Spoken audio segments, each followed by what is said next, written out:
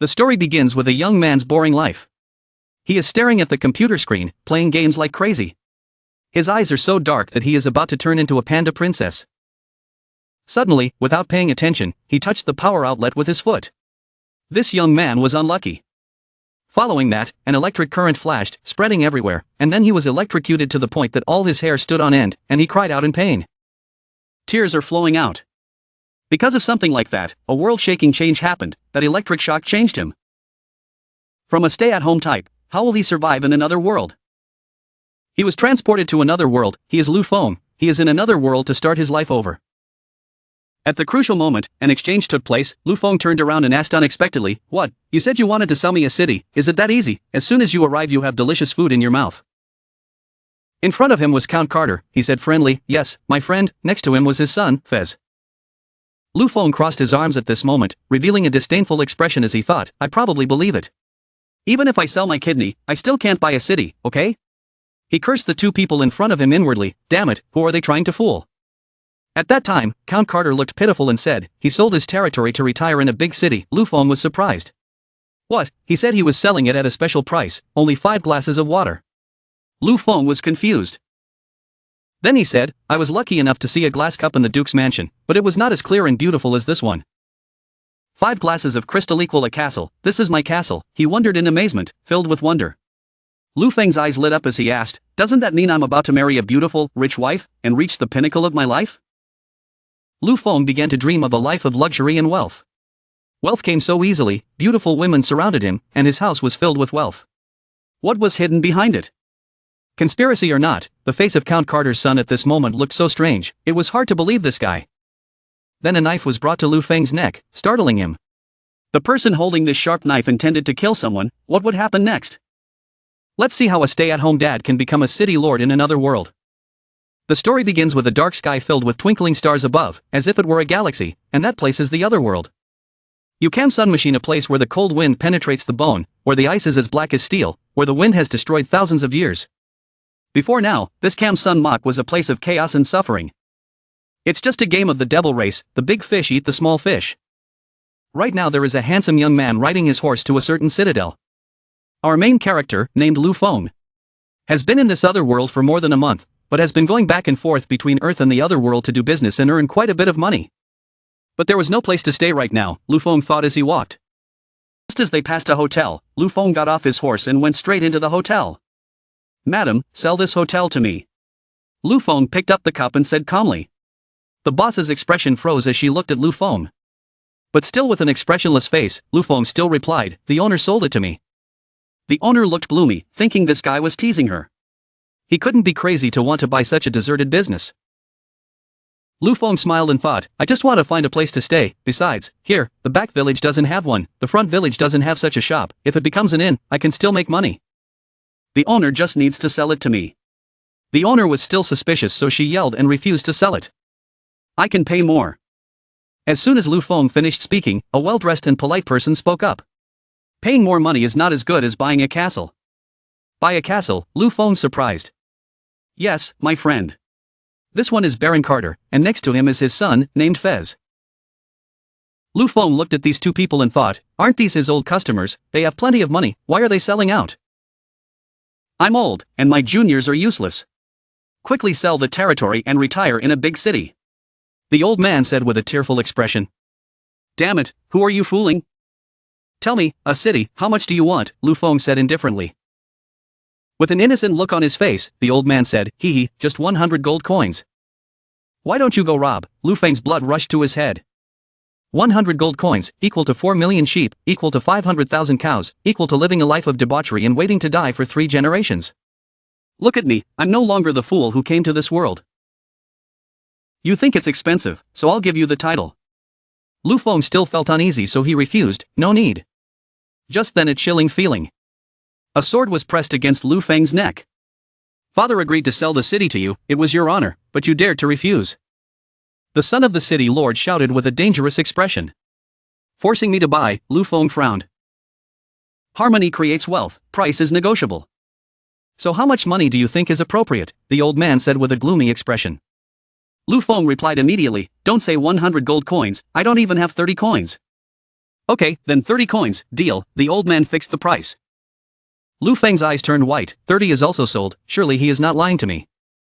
I give you face, that's why I give you such a preferential price, the old man pretended. But I don't have any money with me, I can use your treasure as a deposit. Lu Feng, my treasure. The old man said again, like a crystal cup or something. Lu Feng was stunned. The glass cup, I've been doing it all this time, so it turns out I've fallen for the glass cup. Looking troubled, Lu Feng said, it is something I do not mind going to the Far East for. From the most crowded store, bought 5 at the highest price, wanted to buy one more but it was gone. He said, putting away his glass. I once had the honor of seeing a crystal cup in the Duke's mansion, but it was not as pure and beautiful as this one.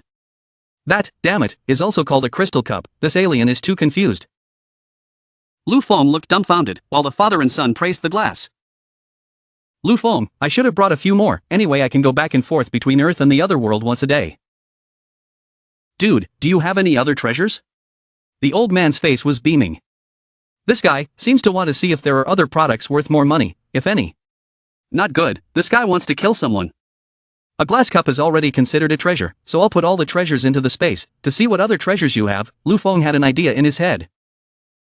I opened it for him to see. Lu Feng opened the chest with one hand while the other hand silently sucked the treasures into the storage space. When he took out the items, the old man's face was as happy as if he had found gold. The treasures were truly treasures. This is all that remains. Does Baron Carter want it? Lu Feng asked leisurely. The old man looked at the things in the inventory. These things, he didn't need for now. Is that so? What a pity. A while after finishing talking, Lu Feng also left the city. Carter and his father also saw him off. On both sides of the road are immense golden rice fields. The rice fields near Shiyang City look so good, Lu Feng praised. Yes, but you must be careful of the horse bandits, my friend. The fake man and his son galloped past with a meaningful remark. A moment later, this was Shiyang City. In front of Lu Feng was a magnificent and splendid citadel. Lu Feng's eyes lit up as he thought he had gotten a bargain from that old man. My friend, that's not it. But this side, this is our Te Duong Tan. Lu Feng looked like a stupid boy and looked up at the direction the old man was pointing. A shantytown that couldn't be more shabby. I knew it, Lu Feng thought as he walked. Even if a cake falls from the sky, it cannot crush me. Going inside the city, I saw a shabby scene. People were complaining, sister, I'm so hungry. Seeing Lu Feng walking past in smart clothes, someone cursed, a bunch of vampires. Please give alms. After a while, I heard a crowd of people gathering and making noise. What else? I don't know. Maybe some tax notice. Oh dear, let people live, keep your voice down, don't let the vampire hear. At this moment, Lu Feng and Carter called down from above. Dear fellow citizens, Baron Carter. Today, I will give up the position of Baron to Lu Feng. Starting from today, he is everyone's city lord. The people were angry, hoping that the Baron would not collect more taxes in this life. Don't even dream about it, he would definitely be a vicious bloodsucker again. At this time, the old man turned to Lu Feng and said, City Lord, the city is in your hands. I'll go first. You can make yourself at home. The old man finished speaking and left. Lu Feng turned to look at the people and began to speak. Hello everyone, starting from today, Lu Feng had not finished speaking when the people below shouted, Go away, vampire. Vampires, you have sucked our money dry. Beat the vampire, beat him, deserve him. No wonder Carter sold it to him at such a cheap price. Lu Feng held his head in pain. In a corner not far away, there were so many people but they still couldn't fight back. The old city lord scolded his men. My lord, it's too strong, we can't beat it, the lackey hurriedly replied. Forget it, it's really useless. Oh, I have it. The old man shouted loudly, Lord of the city. I'll leave you a secret gift in the castle dungeon. Lu Feng doesn't understand what's going on, go and see, if you come back late, the castle will be demolished. Lu Feng followed the old man back to the castle. Looking up he saw his castle. The castle was dismantled. What was in the dungeon? As Lu Feng spoke, he ran towards the castle. Just ran to the castle under the dungeon. Lu Feng opened the dungeon door and went down. What gifts are there here? Walking with the light on, anyone there? Anyone there? Just called Lu Feng and opened the door. Hand just touched the door is not stable, about to collapse. We avoid left, we avoid right. He, still want to fall on me, can't. Just as he was bragging, the door slammed right on the boy's feet. Lu Feng screamed in pain, hoo, it hurt like hell. Go a little further in, this is? Lu Feng saw a beast girl. The body was tied with iron chains. With a surprised look, "This world really has beastmen, wake up." "Still alive?" "Water," the beast girl said in a weak voice. "Could it be? Is this the gift Carter was talking about?" "Cannot see death without saving." As soon as Lu Feng finished speaking, he raised his hand and a pile of objects flew out from his storage space. "Let's see what to drink. If you are so weak, it is best to drink some water, it will help." "This is it." Lu Feng smiled and took out a bottle of water. "I thought it was something, but it turned out to be just a bottle of water." Lu Feng lifted the little girl up after she drank a few sips of water. The beast girl suddenly opened her eyes wide and sprayed water at Lu Feng's face. While Lu Feng was not paying attention, the beast girl jumped up and kneed Lu Feng straight in the face, causing his nose to bleed. "What is this?" While we were still confused about what was happening, the little beast girl jumped into the air with a face that wanted to devour our Lu Feng. Help me, it's dangerous, AAA, I'm about to die." "Don't, I haven't married a beautiful wife yet, I haven't reached the peak of my life yet." Our Lu Feng was beaten to death and suddenly something was wrong. Fainted. Lu Feng's face was blank. The little beast girl was about to kill him when she fainted again, probably due to exhaustion from being tortured for so long. Phew, saved, Lu Feng felt like he had come back from the dead. The next day, oh my god, another beauty. Lu Feng stood beside the bed and looked at the mysterious beast girl named Mina with admiration. Why was she locked in prison by Carter? While thinking, Mina's stomach growled, so she must have fainted because she was hungry. Lu Feng remembered again, he remembered there was still some rice in the space, took it out to cook porridge. Suddenly a piece of paper fell out of the storage space. The paper flew out the window, flew forever and hit an old man in the face. The old man looked surprised as he looked at the paper. "What is this?" "This is?" "Everyone come and see. What's going on? People are looking at that piece of paper again." At this time in Lu Feng's house, he was feeding porridge to the beast girl Mina. Just as the porridge reached Mina's mouth, the girl woke up. "Smells so good, is it porridge?" "Oh," the beast girl jumped up. "It's him," the girl said and immediately rushed to strangle Lu Feng. "Say, what can I drink?" "Yes, it's porridge." Lu Feng replied with an uncomfortable expression as he was strangled. Suddenly something was wrong. Oh, close, too close. She thought she saw something, but it turned out that the girl saw the bowl of porridge Lu Feng was holding in his arms, right next to Mina's face. Really porridge, so fragrant. It seems like Mina couldn't control her emotions because she hadn't eaten for a long time. No, you have to have courage. Mina, how can humans be so good? Have you forgotten how you were captured? While I was trying to calm myself down, I heard a long rumbling sound in my stomach. Because she was hungry and wanted to feel secure, the girl shouted. "Brother, try a bite of porridge." Mina shouted at Lu Feng. Lu Feng exclaimed and then reluctantly followed suit and took a bite. "Take another bite, one more big bite." Mina made Lu Feng take another bite just to be sure. "If we keep eating, it will be gone," Lu Feng said calmly. If he really wanted to harm me, this was his chance. There should be no problem with the porridge. And so, another cup, more. Turning around, I saw 2 stacks of bowls taller than me. Is that okay? This is enough rice for a month. Lu Feng looked at the bowls with confusion. What just happened? Humans are scary.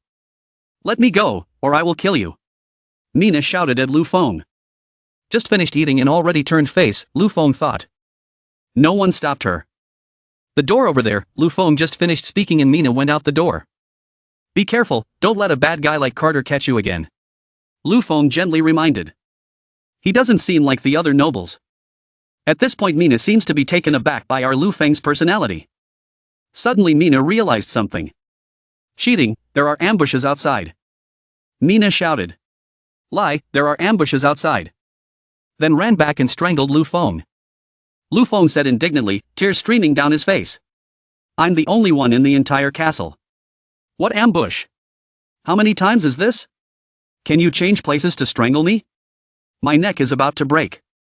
At that time outside the castle people were screaming. Vampire! Vampire! Open the door. Do you want him to live? Kill him. Go back inside. He said he didn't lie to me.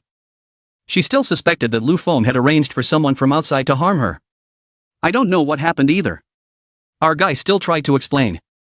At this moment, the people outside also rushed into the palace. They kept shouting. Vampire. Kill him. Vampire. Charge. Some people rushed to the door. Holding a large piece of wood, he tried to break the door. Inside, Lu Feng was still explaining to Mina. They are not my people. You run away. If I wanted to hurt you, you would have died long ago. Only then did she realize. And then the people broke the door and rushed inside to see Lu Feng. He is here. Don't let him run. Then the whole group rushed forward and pointed their weapons at Lu Feng. What do you want to do? Lu Feng said with an angry look. At this moment, the old man named Buff accidentally bumped into the paper that flew out from Lu Feng's space and stood up to speak. We have thought of nothing left. Why still want to collect taxes? I don't have any grudges against taxes. Lu Feng was surprised when the old man said that. Here, what is this? The old man held out the scroll. Lu Feng recognized it. Wasn't this the goatskin scroll sold to Carter half a month ago?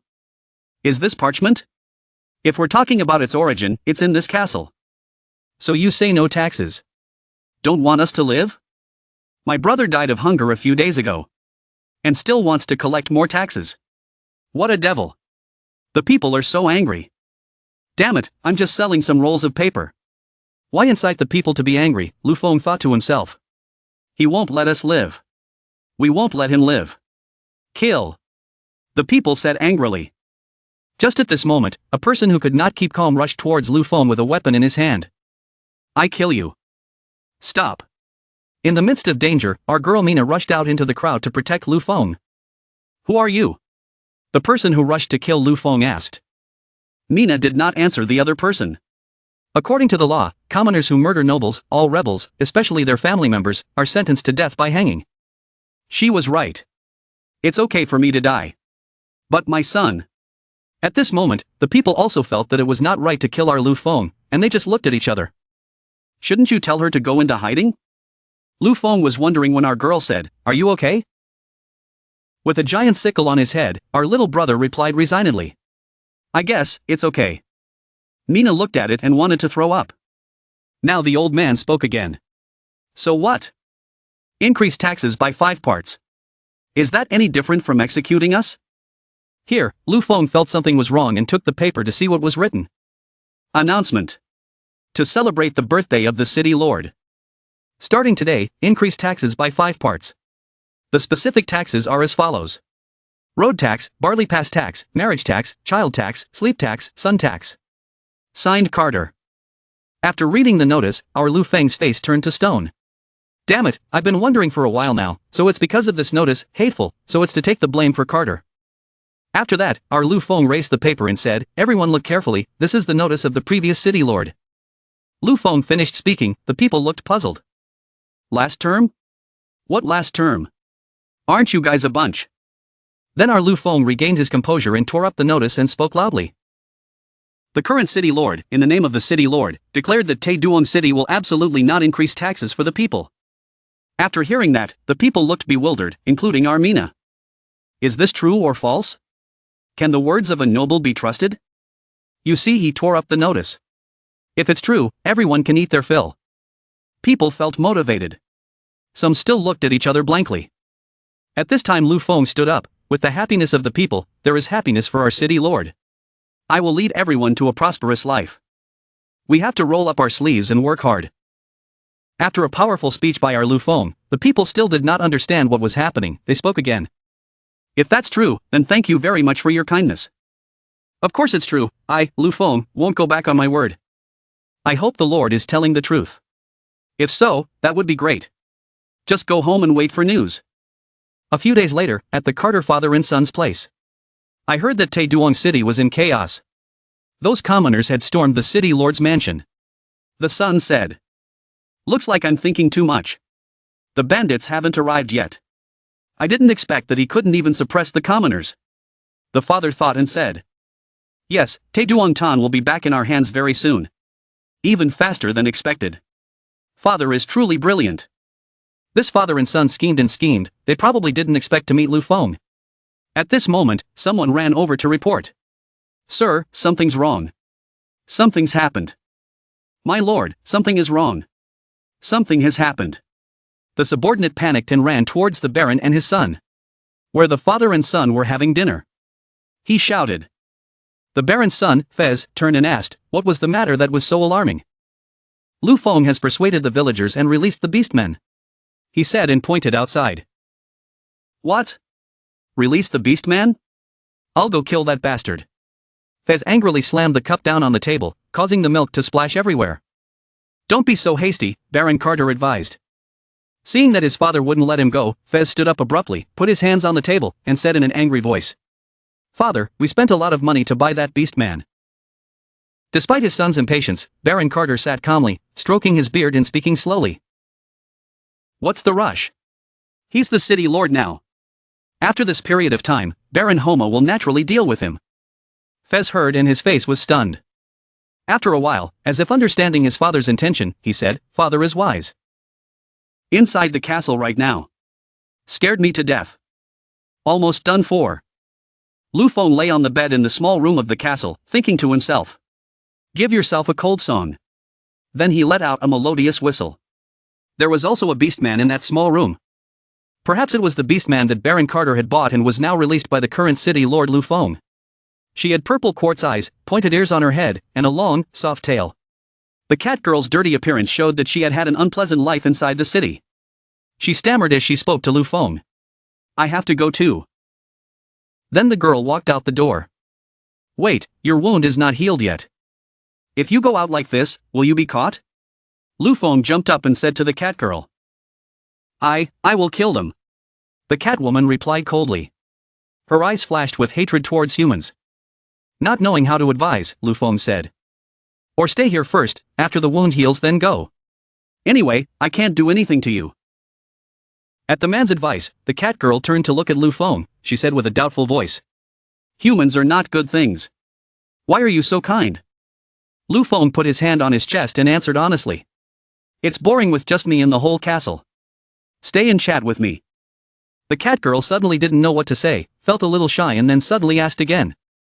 So you're not afraid that I'll kill you? Whatever. You're so powerful anyway, if you want to kill me, I don't know what to do. All these seemingly honest words came out of Lu Feng's mouth. The cat girl seemed to soften at this moment, and finally agreed to stay. The sound of trickling water. The cat girl left her dirty fur clothes on the ground. Feet slowly step into the steaming bathtub. Long time no shower, so comfortable. Soaking in the hot water, every capillary seemed to dilate. The cat girl felt extremely comfortable. She splashed water on her body, accidentally touching the wound. Ouch! The wound reminded her of a terrifying moment. The Catwoman was in a small, dark room. She was almost starving. Suddenly a man with a bald head appeared. In his hand was a basket of bread. He approached her and smiled slyly. Poor girl, are you hungry? Here, give her some food. The Catwoman happily took the cake and ate it greedily. A few minutes later, the cake was still half-eaten. The girl rolled on the ground and fell asleep. At this moment, another guy appeared. He held a silver coin in his hand, his eyes wide open. The two of them looked at each other and smiled with satisfaction. The bald one said, "This is a high-end product, it should be worth at least a silver coin." The other one replied, "Deal." And so the dark dream engulfed the girl. Before her eyes was only the face of the man who sold her to Baron Carter, a haunting dream. The girl seemed to wake up, her hands slapped the water, splashing it. Humans are so hateful. Their mouths are full of lies. The girl shouted angrily. Humans are indeed full of lies. On one hand, that Lu Feng guy used seemingly honest words to persuade the cat girl to stay and chat with him. On the other hand, he was standing outside the door, secretly watching her take a bath. Although it's not good, I'm simply curious about the differences between beastmen and humans. Yes, I just want to increase my knowledge. Humph, he even used curiosity and increased knowledge to justify his defeat. He deserves the name of a hooligan. Lu Feng sat hugging the door. Eyes never leaving. Under the mist-like mist, the cat girl was truly too beautiful. He could not help but be moved. 2 lines of blood spurted out of his nose. Serves the hooligan right. The girl in the bathroom heard the noise. Startled. Quickly alert. Who? Who is outside? It's me. I gave her the toiletries. Lu Feng said and opened the door slightly. He threw the soap to the girl. The Catwoman took the soap with a strange look. Suddenly realized it smelled good. So fragrant. The scent is just like his. Cat women are different. Not only do they have very sensitive ears, but they also have a very sensitive nose. It seems like she can smell everything around her. And perhaps, this was the first time she had seen, touched, and smelled this soap. Of course, this was something Lu Feng had brought here from the modern world. Lu Feng escaped with a vengeance, passing through a door without the Catwoman noticing. He thought he really brought him soap. Oh my. This is going to be exciting. He went outside to lie down and rest, thinking to himself. He almost got discovered. Luckily, I was quick-witted. Speaking of which, aren't cats afraid of water? She seemed to be having fun bathing. Should we prepare a litter box for her? It's a bit embarrassing to ask a girl about this. Suddenly the room door opened. Lu Feng was lying on the chair when he heard the noise and suddenly jumped up, grabbed the paper on the table and pretended to read it. The cat girl walked in. Lu Feng raised his head, their eyes met. The girl said a little shyly, "These clothes don't seem to fit." She was wearing a white shirt, which appeared to be a men's shirt. The shirt was tight, only reaching to her thighs, revealing her full, curvaceous body. Indeed, it would be strange for Lu Feng not to get a nosebleed. He was stunned by the girl's pure and innocent beauty. A cat-eared girl who had just finished bathing, this could only be seen in comics. He thought to himself. Both hands still held the paper tightly, but his eyes glanced at the girl without missing any spot. He was caught by the girl. The girl was embarrassed and shy. "Why are you looking at me?" Only then did he look away. Innocent look. "No, I don't." Then he continued to change the subject. "Cough cough, I prepared porridge for you." Speaking of porridge, the girl remembered her empty stomach. An intoxicating aroma wafted up. Porridge, so fragrant. The girl thought to herself. But he still did not forget to remind Lu Feng. "Porridge is fine, but if you dare to act up, I will kill you." "No, no," he replied quickly. Unable to resist the enticing aroma of the bowl of porridge, the girl quickly reached out to take the bowl of porridge. On the contrary, the mouth does not forget to say. After all, there is no good person in the world. Lu Feng replied, "I am not like them." Although he said that, his eyes did not dare to look straight at the girl. He must have felt ashamed in his heart. It's not the same, because he's the type of person who would peek at people bathing. As she walked towards the sofa, the girl exposed him. It seems that this Catwoman is no pushover. She has very sensitive ears and a very good nose. Could he fool her so easily? Lu Feng was caught right at this moment. He was extremely surprised, stunned, and confused.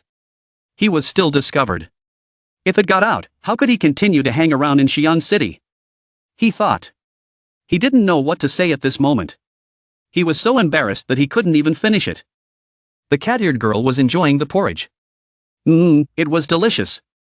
Forget it, for the sake of this bowl of porridge. It seemed that the girl could also see the embarrassment and awkwardness of Lu Feng, so she generously forgave him. The girl said, "I think you should pack your things. He probably won't be able to be the city lord for long. He'll be chased out by the bandits." Lu Feng was stunned. "What?" The cat-eared girl put the empty bowl of porridge down on the table and continued speaking. "Bandits, there are still 20 days left until harvest. When the time comes, those bandits will come to steal your food, even kill you, then take over your castle. Become the new owner of this castle." He had no knight. Was he just waiting to die? Lu Feng silently listened to the girl's analysis. It sounded reasonable. No wonder Carter easily gave up his title in Xi'an City to him. It turned out he had dug such a big hole for himself. Lu Feng now understood that everything had been arranged in a seemingly natural way. "Unfortunately, I have to go south, otherwise I can still see how you humans will kill yourselves." The cat girl stood up and said, "Watching us kill each other." Lu Feng asked again. "I think you are afraid of Matak." He spoke provocatively. "Fear, except for the wrath of the ice goddess, nothing scares me." The cat-eared girl affirmed, "The goddess of ice and snow?" It seemed like this was the first time Lu Feng heard of her name. Yes. It was the cold wind that came once every 5 years. The girl's voice became even as she told a story. 5 years ago, the ice goddess suddenly became angry.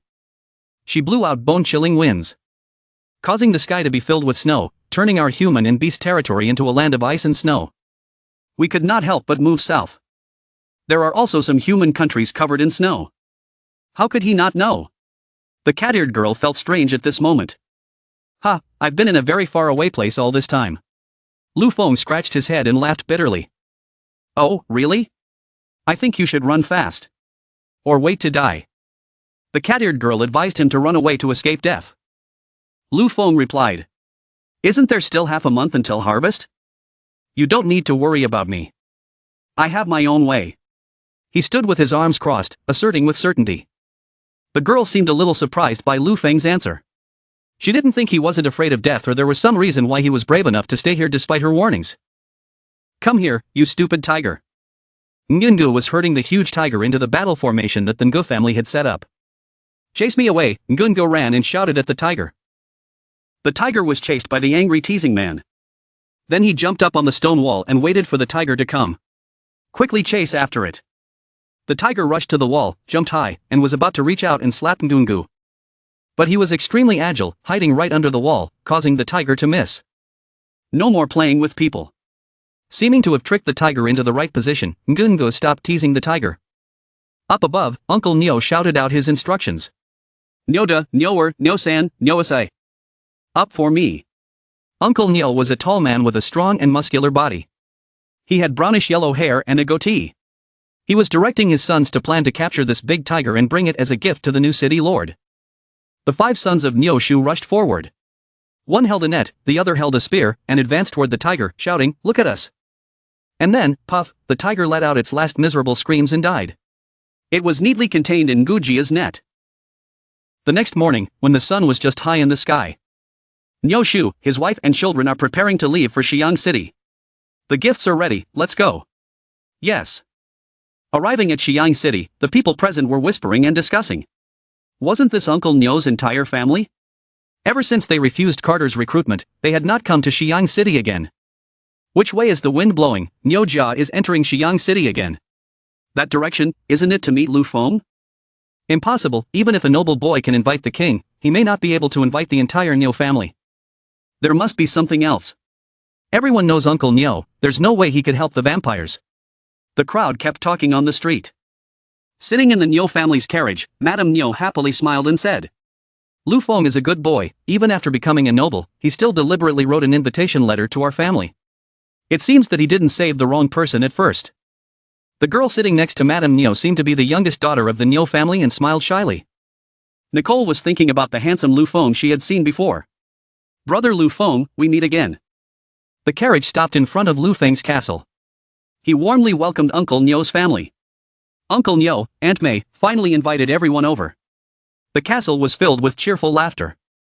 Lu Feng, a gift for you, congratulations on becoming the city lord. Uncle Nyo said and threw the huge tiger down in front of Lu Feng. Lu Feng's eyes lit up with joy. So amazing. This one must be over 300 kilograms. He replied, thinking to himself. Can we make a tiger skin suit? But on the outside he appeared polite. Uncle Nyo, it's fine if everyone comes, why bring gifts? The cat-eared girl seemed to know Lu Feng's mind. She folded her arms and muttered, humph, deceitful humans. Nicole, haven't you always wanted to see Lu Feng? Nicole's mother smiled and said to her daughter, go over there and say hello, she urged her. Knowing that her daughter was shy and timid, she said and conveniently pushed her daughter over to Lu Feng. Hurry up.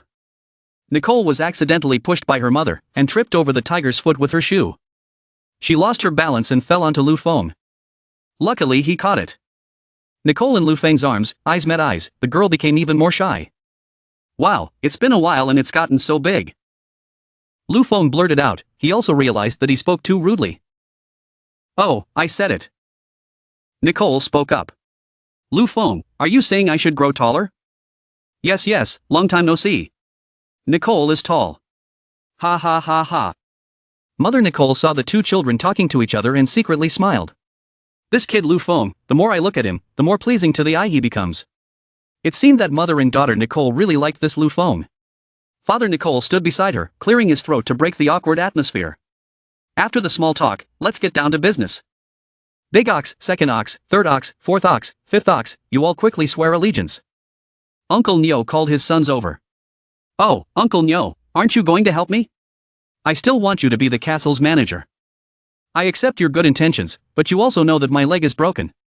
I can't help you. It seems like the situation has reached a dead end. Lu Feng suddenly snapped his fingers and smiled confidently in response to his uncle.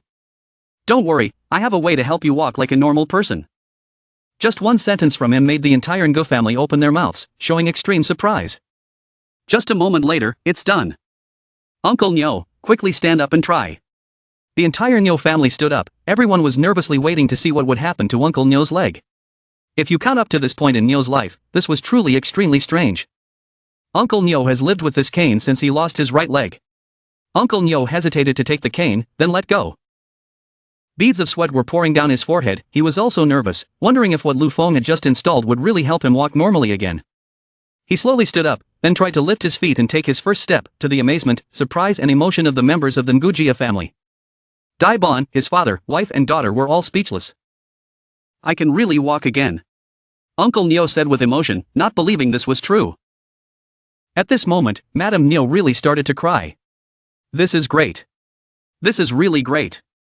Nicole stood beside her and gently reminded her mother. Mom, your makeup is running.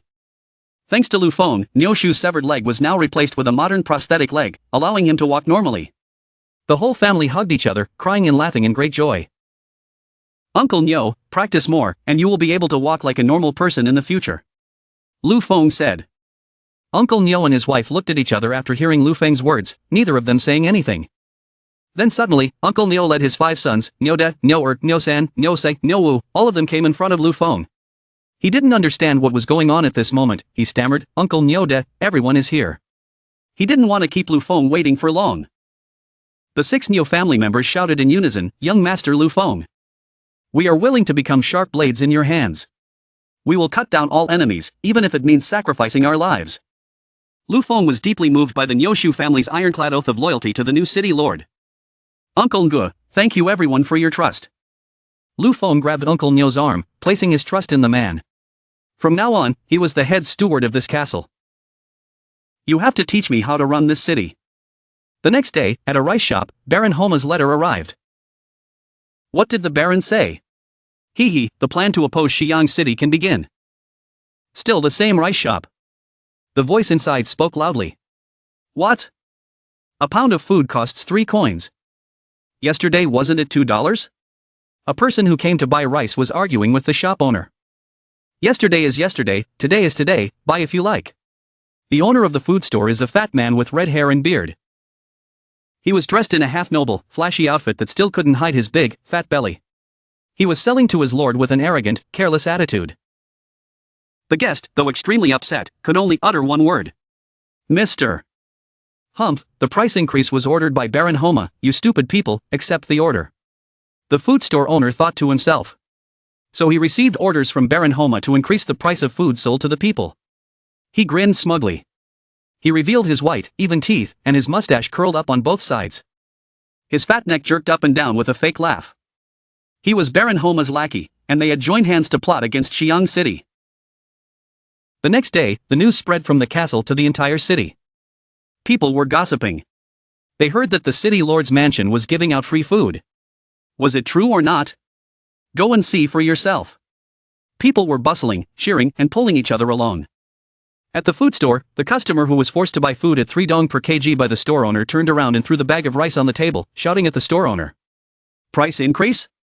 I won't buy it. The shop owner was surprised and shocked when he heard that. What? Giving away free food? He no longer had the smug, challenging look or arrogant attitude like before. His face changed color and he was sweating nervously. What the hell? Loud voices, shouting, jostling. Outside on the street, many people were standing in front of the recruitment notice board of the city lord's mansion. Ngutuk was beating the gong to attract and gather people. While beating, he shouted, recruiting, recruiting. Recruiting clerks, hunters, strong men, generous treatment. On the bulletin board was a recruitment notice that clearly stated, recruiting, clerk, monthly salary 120 dong. Hunter, monthly salary 120 dong. Strong men, monthly salary 80 dong. Such high salary, fake right? Where is there any noble that is as good? Twice as much as the previous city lord. It must be a scam. The crowd grew larger and larger. After seeing the recruitment notice, they began to talk excitedly, whispering, and asking questions and doubts. They couldn't believe that there was such a good city lord who could pay twice as much as the previous city lord. Perhaps, they had never been treated so well. While everyone was still doubtful, suddenly a voice came from behind. I, Lu Feng, will keep my word. I will absolutely not go back on my word. Everyone turned around at once, surprised and shocked by the appearance of the new city lord. Lu Feng appeared with an unusual appearance, not as sloppy as usual, but today he was extremely handsome in a striking red outfit, walking with majestic steps, with top form. Appearing next to Lu Feng is a cat-eared girl in a maid outfit, extremely beautiful and adorable. "It's Lu Feng," the crowd exclaimed, "so cool." Lu Feng's handsome appearance and majestic demeanor made many hearts flutter. What kind of outfit is this? Never seen before. Even the Beastman servants were dressed so beautifully. The crowd wondered. They parted ways to make way for the city lord and the Beastman servants. Coming to the bulletin board, Lu Feng said to Uncle Nio, "Uncle Ngo, leave it to me." Lu Feng then turned back to the crowd and spoke loudly. "Everyone listen to me, what the notice says is true. But the candidates must pass the selection. As long as everyone gets through, not only can they get their pay." Lu Feng stopped, everyone seemed to smell the food. What was that smell? It was so fragrant.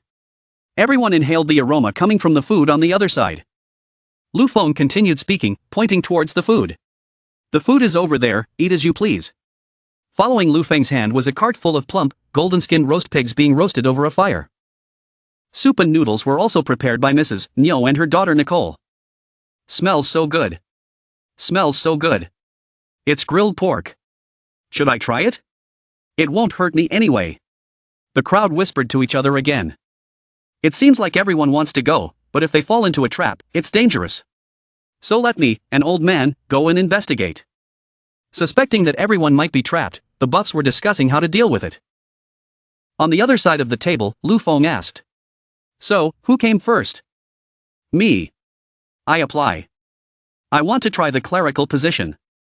This is what I wrote." Old Man Buff stepped forward to run for office, handing a piece of paper to Lu Feng with both hands. It says, "I have a dream. I dream that one day, everyone in Xi'an City will be able to eat well and wear warm clothes. Ideally, there will be meat for every meal. I dream that one day, everyone will be able to live in houses that don't leak. Every day, everyone will be able to sleep in a warm bed. Signed, Buff." Lu Feng read the whole letter and thought with emotion. Well written. It's rare to see someone who cares about the people's problems. Lu Feng announced. "You are chosen. From now on, you are the secretary of Xi'an City. Nicole, bring the beef noodles and roast pork." Beautiful Nicole with a gentle smile brought a tray of a bowl of beef noodles and a plate of steaming grilled pork in front of Mr. Buff. The old man stared at the food tray, seemingly doubtful. Done, unable to resist the enticing aroma wafting from the food tray, he walked over and took the food tray from Nicole's hand. He thought to himself, "Quick! Let me try." But on the surface he appeared indifferent and calm. Cough cough, I'm just trying to help everyone." Then the old man quickly slurped the beef noodle soup. While eating, he suddenly stopped, his eyes widened, his mouth stopped chewing, his face became motionless. Everyone below asked, worried. This is, Buff. What's wrong? Poisoned? It's a trap, indeed. Uncle Buff, I'm here to save you. The boy rushed forward with a knife in his hand, probably aiming at Lu Feng to avenge Uncle Buff. On the other side, the Beastman Mina also rushed forward, ready to protect the city lord. Just as they thought the two sides were about to fight, slurping sounds rang out. Delicious, so delicious. Old Man Buff was shedding tears of emotion. Oh my, was he just showing his emotions? A murder almost happened because of your so-called emotions, Old Man Buff. The nephew saw that his Uncle Buff was not only not poisoned but was also ecstatic because of the delicious food, so he fell backwards on the floor. Never had such delicious food before. Feels like I've lived half my life in vain. Hoo. The old man was still moved. Uncle Buff. When you're excited, please don't make such a scary expression. The nephew standing next to him reminded the uncle. Is it really that good? I want to try it. I know. I have to apply for a clerical position. Let's go there and apply for a soldier position. So the crowd no longer doubted the city lord. They all went to apply, to serve the new city lord and also to serve their own Taeduong city. Everyone, listen carefully. Just balance over the wooden stakes, then climb over the wooden fence. Go over the thorns, then over the high wall. Consider it passed the test. Uncle Nyo announced in advance to the candidates. By this time, everyone had dispersed to try their hand. Only the young man, the grandson of Old Man Buff, remained. He was stunned when the crowd left. Everyone was gone. Maybe I should try too, he said to himself. From the rooftop of the castle, Lu Feng, Nicole, and the Beastman Mina were watching people apply for positions one by one. Lu Feng said, "Great, I didn't expect everyone to be so enthusiastic." Then he turned and placed his hand on the head of the girl next to him. "Nicole, thank goodness for your skills." Nicole replied shyly. "Wasn't it the young master who taught her?" Lu Feng turned to pat the Beastman Mina's head. "Thank you, Mina too." The cat-eared girl jumped up. Lu Feng didn't have time to finish his sentence. "Just say it, don't get physical." "I just wanted to thank you. Using food to get people involved is such a great idea." Mina just snorted and left. Lu Feng felt regretful. "Hoo-hoo, I almost touched the cat's ears." Nicole saw that Lu Feng seemed to be close to Mina. She thought pensively. What exactly was that girl to Lu Feng? It looked very dangerous, but Lu Feng didn't seem to pay any attention. The crowd, pale as hungry ghosts, slowly walked forward. 4 beef noodles, 4 grilled pork. They struggled to overcome the challenges but seemed too weak and powerless to do it. The referee waved the flag continuously. A woman wearing a skirt to the exam thought it would be cool but got caught in barbed wire. Also eliminated. People who climb ropes over walls and fall down are no exception. The Ox Knight stood outside watching with worry in his heart. I don't know where young Master Lu Feng got these things from. Even if the Nyo people who have practiced since they were young, they might not have passed easily. Let alone those who have never practiced before. The eliminated guys groaned. Oh my ass, this is too hard. He sighed and pondered. Like this, how can we recruit soldiers? In the palace at this time, the city lord Lu Feng was engrossed in studying the classics. He is also struggling with the reality problem. I didn't expect so few people to pass by. Suddenly there was a voice from outside. Young master, it's Nicole's sister who brought breakfast for the city lord. Afternoon tea is here. There are freshly made red bean cakes. And there is coffee. Lu Feng is happy, thank you. He slowly enjoyed each bite. Soft, sweet, but not boring. Nicole, your skills are amazing. Nicole blushed and replied. Young master, if you like it, that's fine. Suddenly a hand brushed past. In the blink of an eye, all the chocolate was gone. It turned out to be Miss Mina. She was noisily eating the chocolate she had just stolen. It tasted really good. Nicole forced a smile but her heart was broken. Boo-hoo-hoo. I made it all morning. I intentionally let Lu Feng eat it but she ate it all. How cruel. Suddenly there was a loud noise from outside. Lord of the city. Something is wrong. Nyo Ban and Lord Buff entered and reported. Young master. The people are now preparing to leave 11 Yang City. Go out and find food. Lu Feng was shocked when he heard that. Put down the cup of coffee quickly. What's going on? The two of them added. People don't get through. Can't get military rations. Plus unscrupulous food vendors triple the price. Buff exclaimed. Now everyone is starving to death. Nyoban presents. Young master. How about expanding the selection criteria? Miss Mina sat outside listening and smiled. She suddenly raised her voice. It was not that simple. Human fighting power is really weak. Hearing that, Ngoban was angry. But Lu Feng promptly reassured him. The Ox Knight. Standard. Cannot be lowered. The two seniors hesitated. As for the matter of food, Lu Feng's determined face seemed to have a solution. Then they went out to the market. The fat merchant greeted. City Lord. Why are you here? Lu Feng questioned. Was it you who tripled the price of food? You are so bold. Lu Feng stepped forward to use force on this guy. You are monopolizing the conversation. If it were us, you would have been on the news. Lu Feng kicked him without any effect. The other guy was delighted. This was the power of fat meat. He explained. I sell food. They buy. They say it's expensive. Then don't buy. What's the problem? Lu Feng was silent for a while. If using hands and feet doesn't work, then we'll use knives and swords. Then he borrowed Nyoban's sword. Lu Feng shouted loudly. You dare to make such a profit on food. I see you don't consider me, a city lord, as anything. This guy suddenly smiled. Calm down, lord. Lu Feng was on guard. This guy really had an unpredictable tongue. He continued. According to the laws of the kingdom, The seller of food has the right to set his own price. Unless your excellency does not care about the law. Lu Feng turned back to Buff and signaled. He replied. Yes. That's how the gift law really is. The merchant pretended to cry.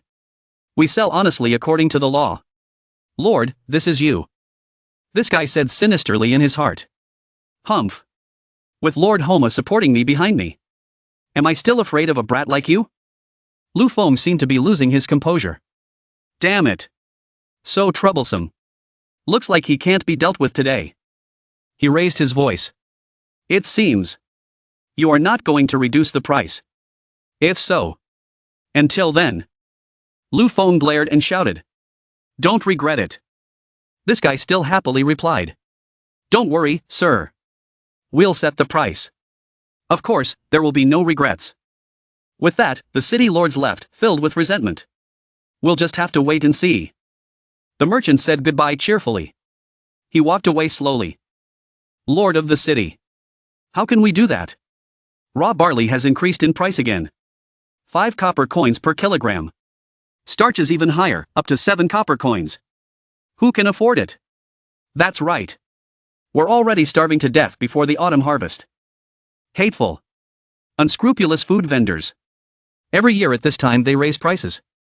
An old man posted a strange piece of paper in front of a notice. People came over to look.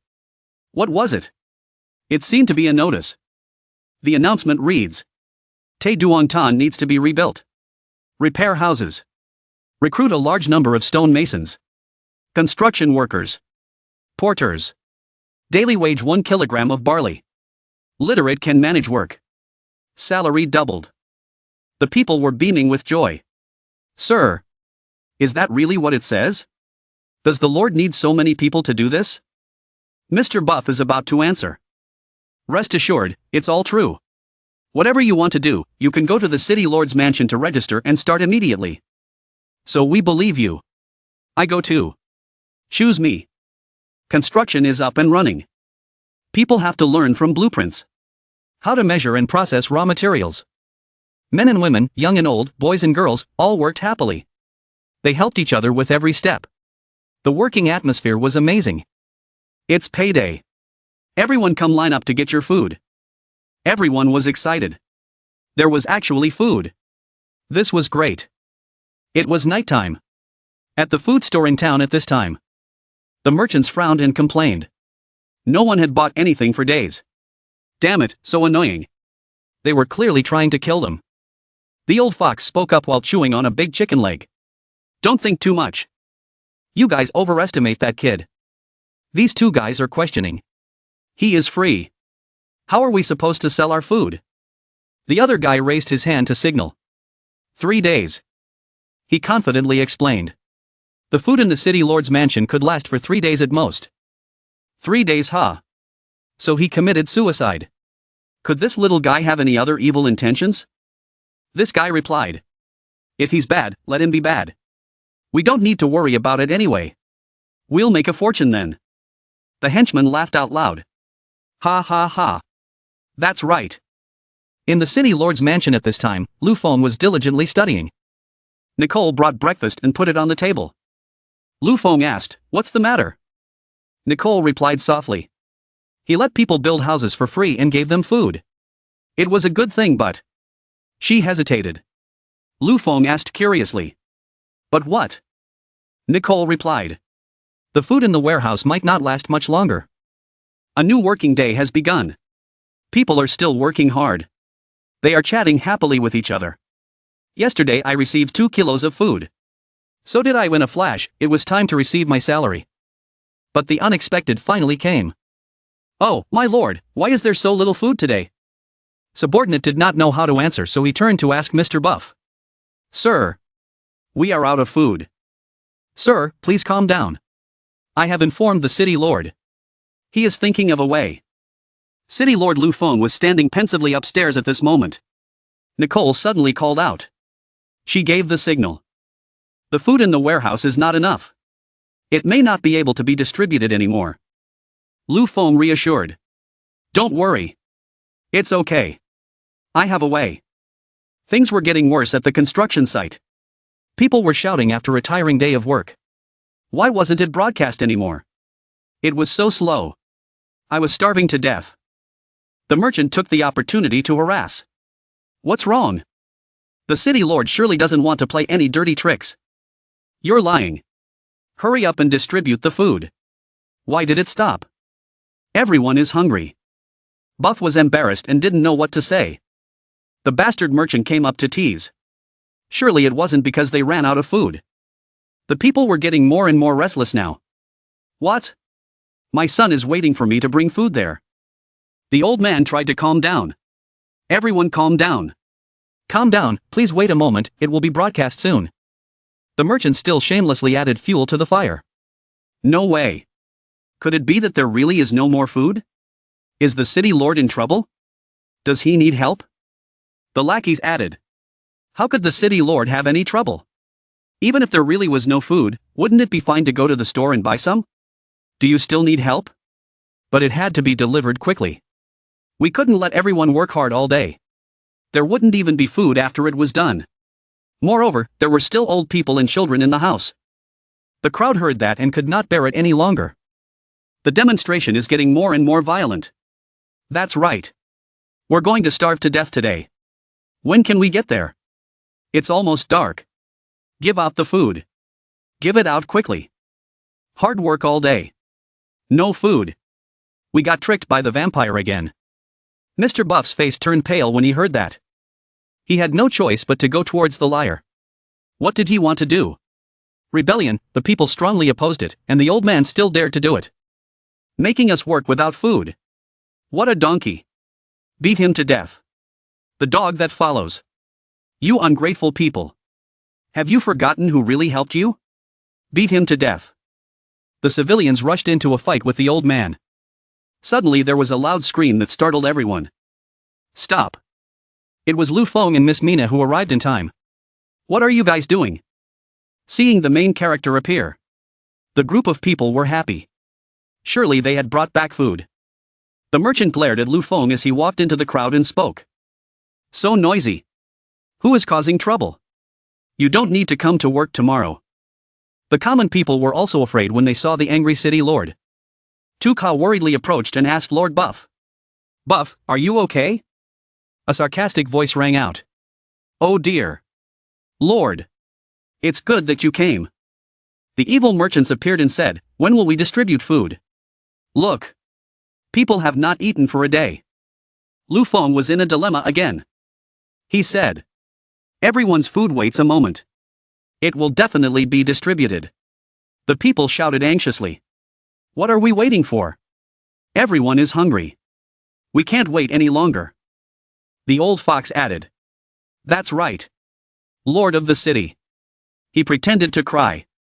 He saw the people here working hard all day. At home, children and old people were waiting. Even if you don't think about everyone, you must think about the children. Today for the children. I will do my best. You directly send someone to my place to get it. I have a lot. The common people with shallow understanding were quickly won over by this guy. He spoke so well. This was a real man for the people.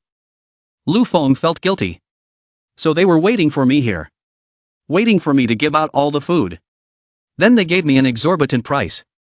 When that time came, I had to shut my mouth and accept it. Damn it. It was all a scam. Lu Feng stepped forward. Your food. The people probably can't eat it. This guy replied in a sarcastic tone. Oh, I say, Lord. Everyone is hungry. You still think about money. His eyes flashed with malice. My food is a bit expensive. 10 cents a kilo. But the way to import the goods is quite long. Everyone is not easy. Moreover, money is not a problem for the city lord. How can you watch people go without food? The people agreed with his opinion. It put more pressure on the city lord Lu Feng. That's right. It's expensive. But everyone has been working all day. The family is still waiting. My child has not had enough to eat for several days. Please think of a way, sir. Miss Mina was worried. It seemed this person couldn't handle it. The bastard merchant asked rudely. Lord of the city. It's almost dark. Will we be distributing food or not? City Lord Lu Feng remained silent amidst the booing crowd. It seemed that Lu Feng's silence only made them more indignant. This guy immediately scoffed. "Oh, I think everyone should disperse. The city lord will not buy food for everyone. He does not care how hard it is for everyone, whether his wife and children at home live or die." Hearing this is unbearable. The common people suddenly became violent. "No, we must get food today. Quickly distribute the food. If we don't distribute the food, we will go to the castle to eat and sleep. Yes. To the city lord's mansion." The people came in droves. Lu Feng exclaimed with a dazed face. "Oh no. The pig-faced guy is so proud, kid. Let me show you how awesome I am. Let's see if you're obedient in the future." Ha ha ha. The three bastards laughed heartily at Lu Feng's helplessness. Suddenly a loud scream interrupted. Everyone quickly looked. One person pointed towards the bags of food. Both the bastard and the city lord were surprised. It was General Niu Ban and his entourage who delivered relief food in time. The general called out, "Young master, your food has arrived." Lu Feng was like a drought that met with a shower. His face was extremely radiant. The bastard didn't expect this to happen, his eyes and mouth wide open, speechless. The Ox cavalry went to pay their respects to the city lord. Lu Feng could not help but feel grateful. The old knight informed, "Fortunately the young master has foresight. A few days ago he sent me out of the city to buy food. Here is the amount of food you entrusted. It has been purchased." Lu Feng quickly gave the order. "Mr. Buff, execute quickly," the city lord loudly announced. "Continue to pay salaries." People were overjoyed. Long live the city lord. Long live the city lord, you three short-faced bastards. What do we do now? You're good. We'll just have to wait and see. Early morning. City Lord Lu Feng was still very drunk. As usual, this is the time Nicole comes to wake me up to start a new day. She opened the door gently. Tiptoed in. Approached Lu Feng. Nicole was stunned by the handsomeness of the lord. From Nicole's perspective, the city lord is a handsome man, the most handsome of handsome men. She looked around to make sure she was alone, couldn't hold it in any longer, and stole a kiss. Probably won't be detected. Suddenly Miss Mina came out from underground and asked her what she was doing. Nicole was startled and quickly replied, "No, nothing." The younger sister pretended to scold. "Why did you leave without making a sound?" Miss replied, "Nonsense, I am a cat warrior." The two argued, waking Lu Feng up. "What's the matter?" Nicole replied, still confused. I came to, bring you breakfast." "Yes, just delivering breakfast." Lu Feng happily thanked him, "You've worked hard." Nicole. Miss Mina reports. "Your training camp or something?" "It's done." Lu Feng was excited. "Great, hearing good news so early in the morning." "Mina, you are my lucky charm." Mina calmly urged. "Hurry up, they are all waiting for you." Nicole thought sadly, such a bad attitude. I wonder why Lu Feng is protecting her. Lu Feng finished dressing and said, "Nicole, I'll be home for lunch. I want to eat the sweet and sour pork ribs you made." Nicole, who had always wanted to be like that, replied brightly, "Yes, sir." Now in Taeduantan military training ground. A large crowd of people gathered. There really was free food. This city lord must be true to his word. Knight Nyoben spoke. "Young master. These people were strictly selected according to your requirements." Lu Feng praised them very well. Then he announced, "Future soldiers. The last selection did not pass. It was because everyone had not had enough to eat. They also had not been given training instructions. So, I will give everyone free food. Everyone just need to follow the Nyo Ban night training. There will be a second chance for selection in a month. If it passes then, not only will food be free. Moreover," Lu Feng shouted, "everything will be tax-free." The crowd was astonished. Did I hear correctly? Tax exemption for life? Lifetime food allowance. And tax exemption. Everyone cheered happily, "Long live the Lord. Long live the Lord. Lord Tan, please begin." "Yes. Please begin." Lu Feng gave the order. "It may begin." Knight Nyoben obeyed. He stepped forward to give the order. They are everyone's teachers. Responsible for training everyone. Now we will divide into groups first. You guys go over there. And some people follow Ngu Nhi. After finishing the arrangement, Nguban felt that the situation was a bit better. He gave the order. Training began. The new soldier stepped onto the fire ladder and was immediately scared away by the fire. Another tried to climb the rope. But before he could get above his knees, he gave up. When the young man climbed the wall, the one on top used the head of the one below as a footrest. Lu Feng thought about it and encouraged him. Knight Nyoban, it seems the mission is difficult. Nyoban could not contain his frustration and blurted out. Squirm for me. You worms. Whoever does not complete training today will not be given food. Sounds effective. Miss Mina couldn't help but laugh. I practiced with Ellie and the others before. It was just as fun. I wonder how they are now. Her eyes looked into the distance. Now in another space. In the deep green forest. The ice cave was now warmed by a fire. Mina's younger brother is Axe. The boy grumbled. It's been 7 days. Big sister Mina hasn't come back yet. She must have fallen into the hands of humans. You better think of something. Big sister. Ellie could not help but worry. What to think now? That fool is not careful. How could he possibly drag us into the hands of humans? The urgent task now is to head south. Find more food. Otherwise people will starve. Ellie looked worriedly at her siblings. They were all groaning and hungry. There was even a baby crying. Stubborn Axe. No, I have to go south with my third sister. Yes. Can't abandon you, don't worry. The whole group of juniors said in unison. Sister Ellie was silent for a moment. Before I could say anything, my brothers shouted rudely. Let's go kill those people. Save her. While I was excited, Ellie shouted at me. Stop. Come back to me now. Ellie suddenly turned into a ferocious lion and roared at her siblings. Come back here, you kids. She jumped up and ran towards them, aiming at her brother named Axe and pressing his head. As quick as the wind, Ellie stood blocking the cave entrance. The grand performance ended with a face-down fall. The younger brothers saw that and made fun of him. His skills were already poor, but he still liked to show off. Ellie immediately stood up to avoid losing face. Go back and teach your juniors a lesson. Don't you guys have any brains? Help. Where to help? Do you know where Mina is? The younger brothers asked. So what should we do? Ellie revealed. Go into the city to explore. She thought to herself. Mina, you idiot. You're a ghost walker. Be patient with me. Axe arrived in the city as planned. He kept thinking. Second sister is really something. She clearly prepared some tools to infiltrate early. Yet she stubbornly said she wouldn't save third sister. Seeing a strange sight, Axe wondered. Why were people demolishing the house? Axe's stomach was growling, but he smelled food. What was that smell? It was delicious.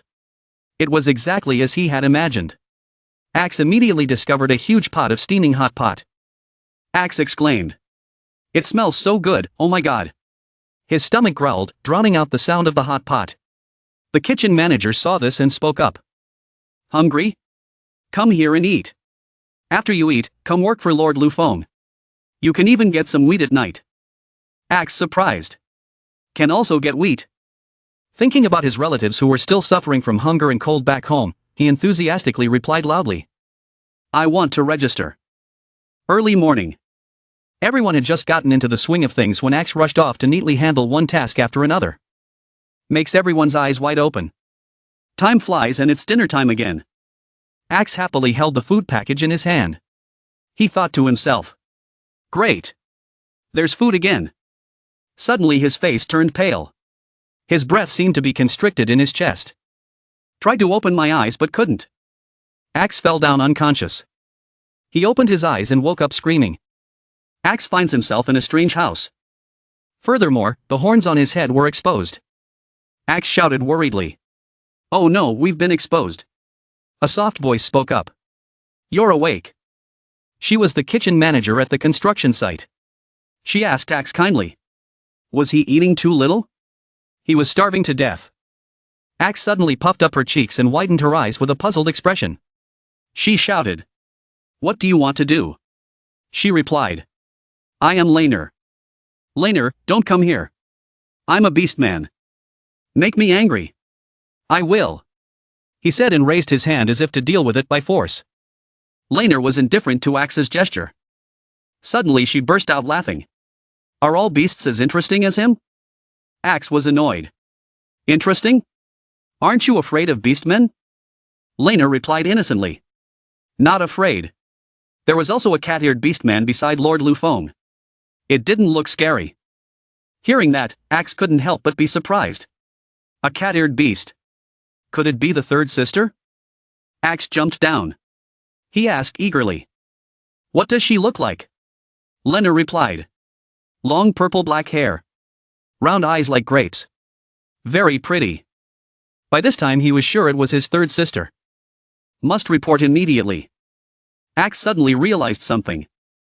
The boy exclaimed. Ah. He touched her hand. She doesn't seem afraid of me. Without thinking much, Axe quickly grabbed the onion. He ran straight back to headquarters. There was still a big lump on his head. Laner stayed behind, stunned by this strange boy. Jumping out of the window was fine. Why hit the wall? At the Beast Business Center right now. Ellie was furious. What? He disguised himself as a human to work. Why don't you show your horns? Tell them you're a beastman.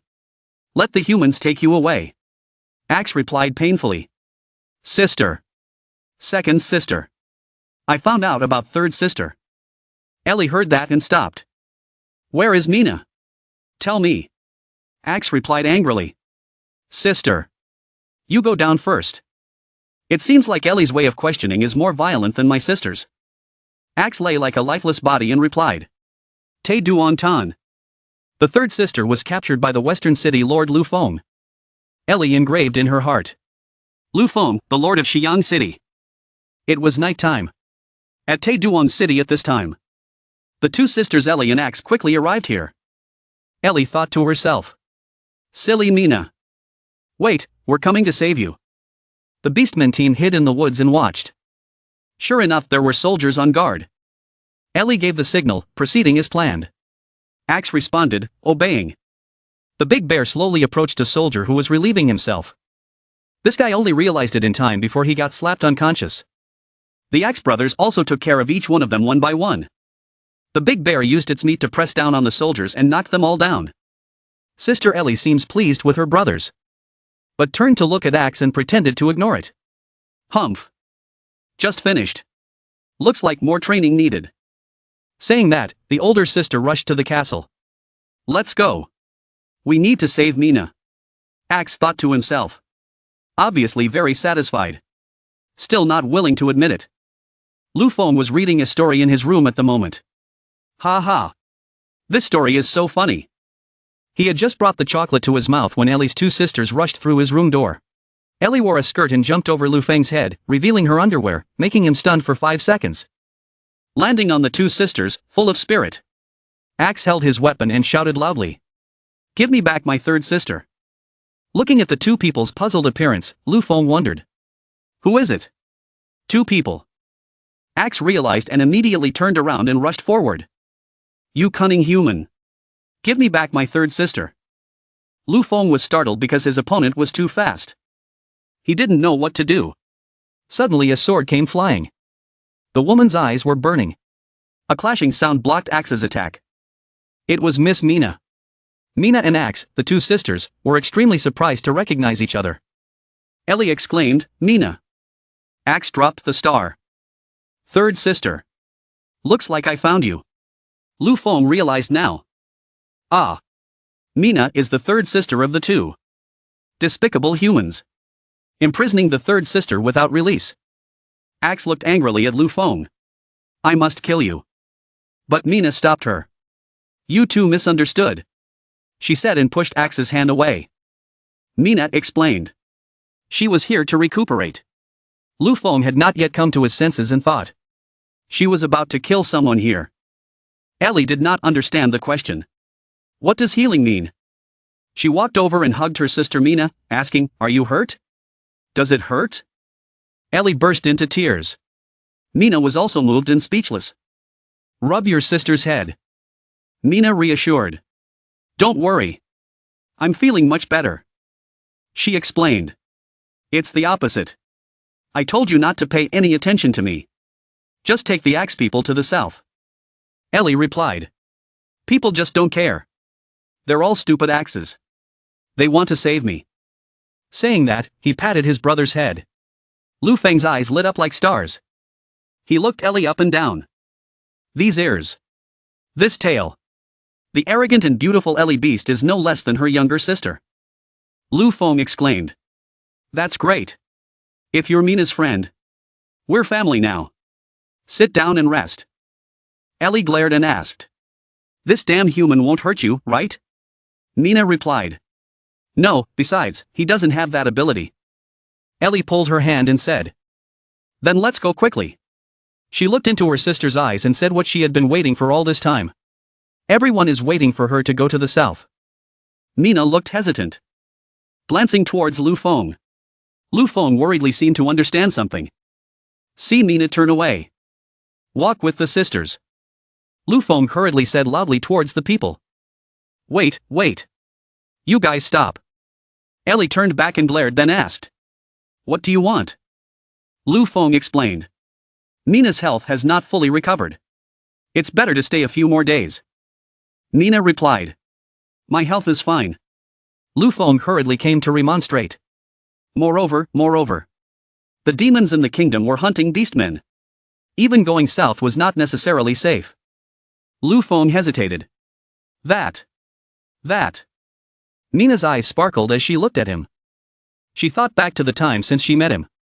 Being taken care of by you. The moments of fun with you were short but filled with so many memories. Mina hesitated. She turned back to ask Ellie. Ellie. She decided to go. Ellie didn't understand what her sister meant. Lu Feng's words seemed to have had results. Suddenly, a strange noise interrupted their conversation. The three of them turned their heads toward the sound. It turned out to be Axe's stomach growling. Poor kid, he must be really hungry. Quick-witted Lu Feng immediately came up with an idea. In just a moment, Lu Feng brought the tomato egg rice dish to the Beast sisters. Invite them into the dining room. Lu Feng said. Everyone, don't be so polite. Just eat. The sisters' eyes lit up as they stared at the plate of rice. Ellie was cautious.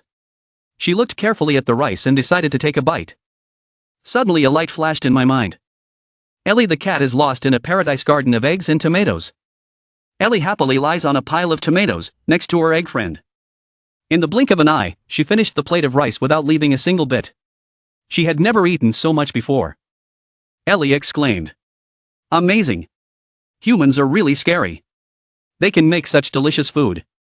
But Ellie got one, the boys got one. What are they doing? The boys are trying to eat the leftovers deliciously. The other two guys were carrying the whole rice bucket on their heads. It was as if the whole world had shrunk to the size of a rice bucket. Late at night in Taeduongtan. Mina stood pensively looking up at the starry sky, thinking. Lu Feng stepped out and said. You are here? I have been looking for you for a long time. Running here alone. Aren't you worried that I'll hurt your friends? Mina replied. Ha! You dare? Lu Feng scratched his head. Don't dare. Don't dare. They understood each other very well. They were silent for a while. Lu Feng asked. Must we go south? Mina replied. There's no other way, isn't there? The wrath of the ice goddess is coming. There is no food. How can we survive, but the south is so far? There are still several cities between there. What is the situation over there? Does everyone know? What if we run into danger? Or stay in Taeduongtan? Mina was stunned for a moment. She asked. We're staying. What to eat? We can't let him feed us every day. Lu Feng was secretly pleased. It seemed like he was moved. He would continue his victory and pursue. He said. Everyone can work. As long as they work, they will have food. Mina wondered. Living with humans. Lu Feng replied. Yeah. Of course one must have special abilities. One can do other things. Mina innocently asked again. Why are you so nice? Lu Feng confessed. Of course. Because he couldn't bear to be away from her. I know you beastmen don't trust humans. You're afraid we'll trick you. We've been together for a while. You probably know what kind of person I am. Lu Feng asked again. Can I stay? Their eyes looked straight at each other. Mina turned away shyly. She walked away silently without saying a word. Lu Feng wondered in his heart. Still not good. They have now returned to their bedrooms. Ellie exclaimed. How beautiful. The clothes are so comfortable. This is better than the clothes of the nobility. Ellie happily put on the pink pajamas. Mina replied. Consider yourself lucky. This outfit is the only one in the city that comes in a small size. Ellie suddenly understood what her sister meant. Her face darkened, and she put her hand on her chest. Then she looked back at her sister's massive breasts. Ellie rushed forward like crazy. Aim at those plump breasts and say. Must destroy these two round masses. So ticklish. Ha ha. Ellie. Stop destroying. Ha ha ha. Stop messing around. Lu Feng lying on this side heard the nosebleeds gushing out uncontrollably. He thought to himself that they had to leave tomorrow. The room was quiet now. Mina called out to her. Ellie. Us. She hesitated. We must go south later. Ellie frowned and asked her sister. What? You don't want to go, do you? She asked. Or do you like that human? She was getting more and more impatient. How is this possible? Mina was kept asking questions by her sister and couldn't say anything. She changed the subject. I'm just worried that we don't understand anything about the South. If we go, we might not survive. Ellie asked. You believe what that guy said? Mina replied. Of course not. But what he said. It's not without reason. She stepped forward and continued. We do not know about the South. We do not know what dangers lie ahead. But here, even if there is danger, it can be controlled. Ellie seemed to understand what her sister meant. The next morning, in the city lord's mansion, the boys exclaimed in surprise. The second sister's clothes were so beautiful, like a little princess. Ellie appeared splendid in royal attire. The younger siblings were jealous of their older sister. Why does the second sister have new clothes? We don't have any. Ellie replied arrogantly. And here's the patch. Do you want to wear it? The younger brothers had to give up and did not dare to ask for more. Mina suddenly saw Lu Feng walking out looking like a walking corpse. Lu Feng's heart was now broken. He thought sadly. It seemed they had to go. Come on. I'll take you guys out of the city. Lu Feng was walking out when a loud voice called out. Young Master Lu Feng. It was the Beastmen who came charging in. Ellie spoke. What is the job you intend to give us? Lu Feng felt something was wrong at this moment. It seemed like he was gradually understanding something. Finally, like a person waking up. His eyes lit up. His expression returned to that of a living person. He exclaimed. Everyone had agreed to stay. Mina replied calmly. Just for now. The whole team pretended to be intimidating. If we found out they were tricking us, we would see what happened. Lu Feng laughed. Ha ha. Don't worry. Night falls. Lu Feng sang happily while bathing. The two sisters listened like ducks hearing thunder and couldn't sleep. Ellie asked. What is that human singing? Mina replied. I don't know. There must be something wrong with his mind. Ellie seemed to reconsider. She regretted it. Lu Feng jumped around in the bathroom like a monkey. Ah, I caught the Beastman. They are having dinner now. Ellie, as usual, played with her younger sister Mina's big breasts. Lu Feng sat there drooling, forgetting to eat. Mina groaned. Ha ha. It's stuffy. Stop. Nicole was crazy about him at the moment. Lu Feng is so handsome. Lu Feng suddenly thought of something. He looked at his watch and pretended to yawn. So sleepy. Nicole wondered. Young master. He usually sleeps at 12 a.m. What's wrong today? This time must be so tiring. Lu Feng said and got up. I want to rest. He didn't even forget to come back and give instructions. So what happened? Let's talk about it tomorrow. Nicole obediently replied. Okay. I will give orders.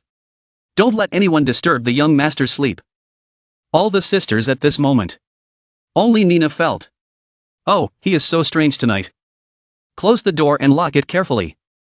Lu Feng said to himself. It's time to go back for a trip. Do some shopping. The military uniforms brought back last time also need to be supplemented. Lu Feng activated the time travel system. Explain the significance of this system. The simple name of time and space travel. It is to change the time axis. Can travel once a day.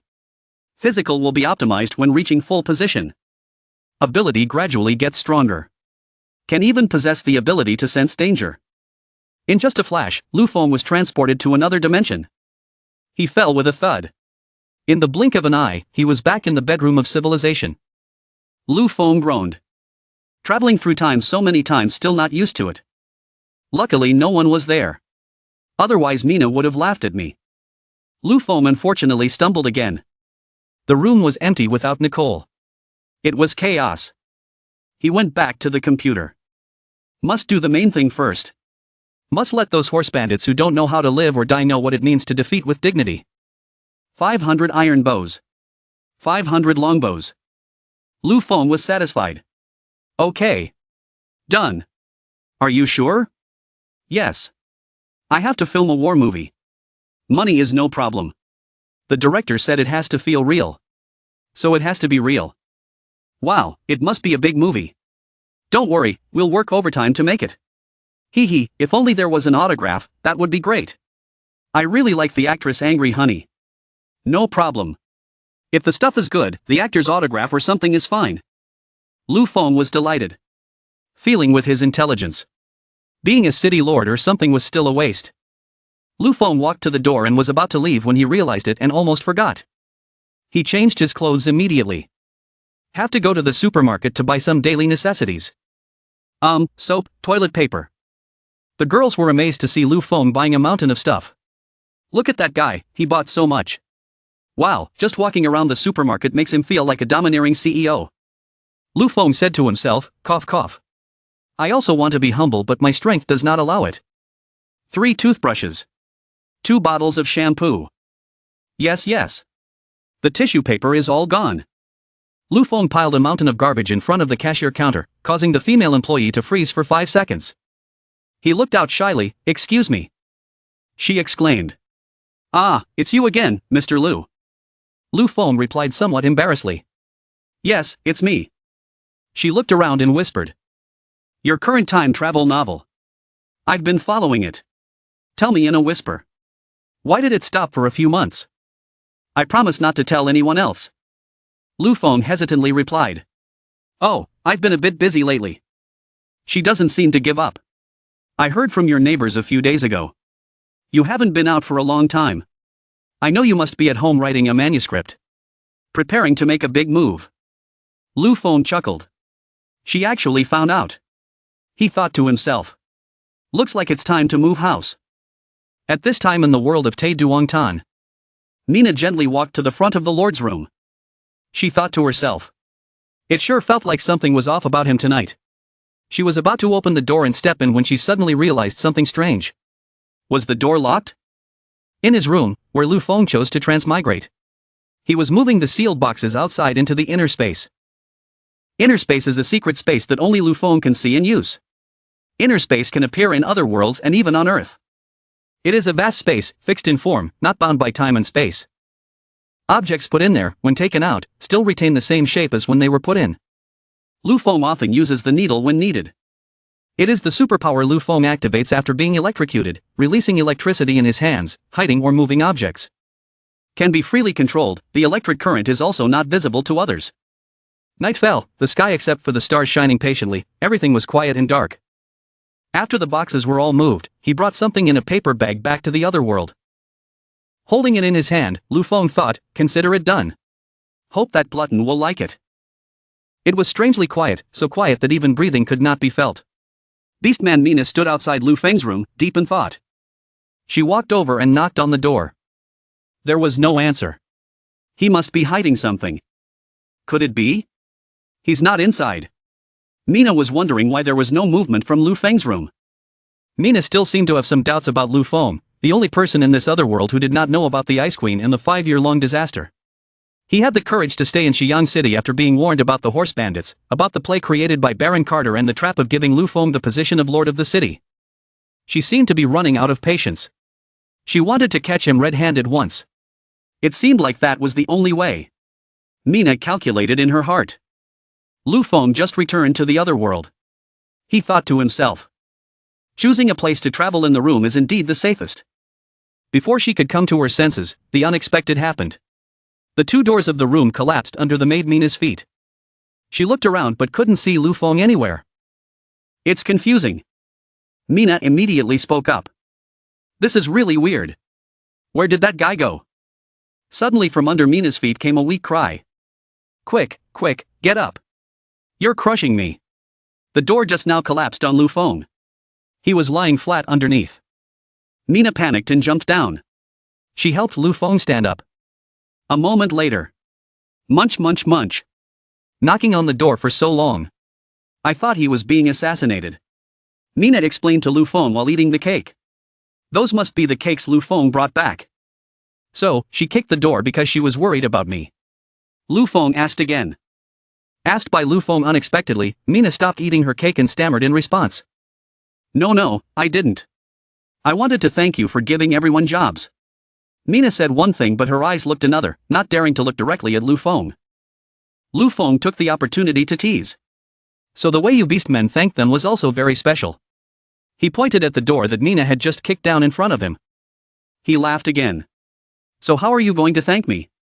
Repay with your body. Lu Feng asked the cat-eared girl. Lu Feng's sudden question made Mina choke while eating. She spat out the cake. Feeling that Mina was being teased to the point of coughing, Lu Feng felt a little guilty. He immediately poured water and handed it to the girl. He explained, oh, I was just joking. Drink some water. Lu Feng gave Mina water, but Mina accidentally touched the cup of water, causing the water in the cup to spill out. Wet all over the chest.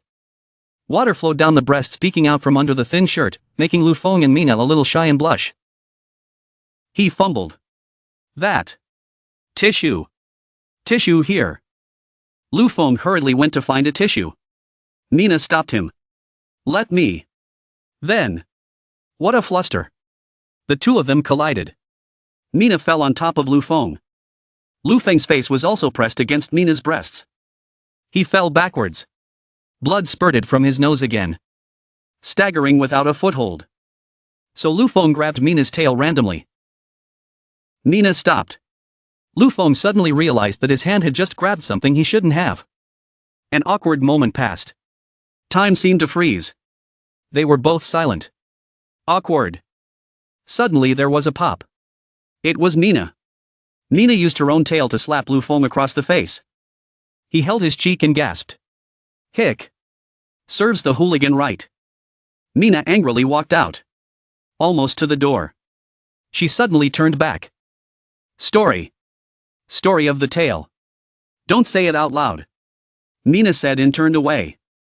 Lu Feng stood there watching, lost in thought. It seems like there's a saying in the animal world. The tail is a cat's most sensitive part. So, I teased her just now. Lu Feng asked himself after accidentally angering Mina and causing her to leave. What a clumsy city lord. The sun was setting behind the cliffs. The remaining light of the sunset cast a fiery red glow across the sky. The birds were flying back to their nests after a busy day of foraging. The sound of horse hooves came from afar, suddenly stopping on the grassy field far away from the castle. He said. This is the place. Having said that, they left again. They wore hooded cloaks, armored legs, and carried weapons at their waists. Who were they? No one knew what their intentions were in coming to Taeduangtan. But right now, inside the castle, the people were happily laughing and talking as they went to receive the free food distributed by the castle lord's mansion. Everyone was happy because they had free food to eat every day. The people of Taeduang City have not had any harvest this season. Poverty makes them struggle to find food for every meal. Since the new city lord came, they have been given free food and have been able to enjoy the joy they have today. The people happily talked to each other, grateful for the new lord's kindness. Today, I received another 2 kilograms of food. This amount is really enough. Of course, every time the city lord distributes food, there is always surplus and never shortage. The two of them walked and chatted happily. Suddenly from afar, a figure on horseback approached them. It's late. Let's go quickly. The two of them said to each other to go home. The crows were sleeping peacefully, but were awakened by the sound of horse hooves. They flew around in the night sky, making the scene even more gloomy. The horseman, wearing a black hooded cloak, stopped in front of the two villagers, making them tremble in fear. "What is this guy going to do to us?" He stood staring at the bag of food and then reached out to grab it. "What do you want to do?" The farmer tried to keep the bag of grain. "You cannot rob me of my grain. I will receive this. Today you have robbed me, what will I eat?" Common people. The horseman tugged at the food bag, causing it to burst open and the food to spill out. The horseman turned and walked away. The farmer saw his food scattered on the ground. He was stunned with regret. "My food! I feel sorry for the family who have no food to eat," he shouted as he chased after the horseman. "Give me back my food." Chasing the horseman, the farmer touched his shoe.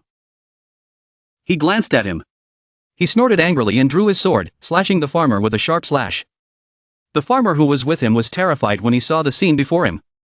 His whole body trembled and he stood still as if turned to stone. He only dared to let out a weak cry for help. "Help! Help!" The cry for help that had just escaped the farmer's throat was covered, and the room became dark and quiet. There were no more cries for help or even a single groan. "I told you not to cause trouble. Just wanted to tease him. How dare he dirty my shoes?" Two hooded strangers rode away on horseback, leaving behind two innocent corpses lying motionless on the road. The crows, long smelling the corpses, swooped down to prepare to enjoy the sumptuous feast. As the night wore on, the moon rose higher.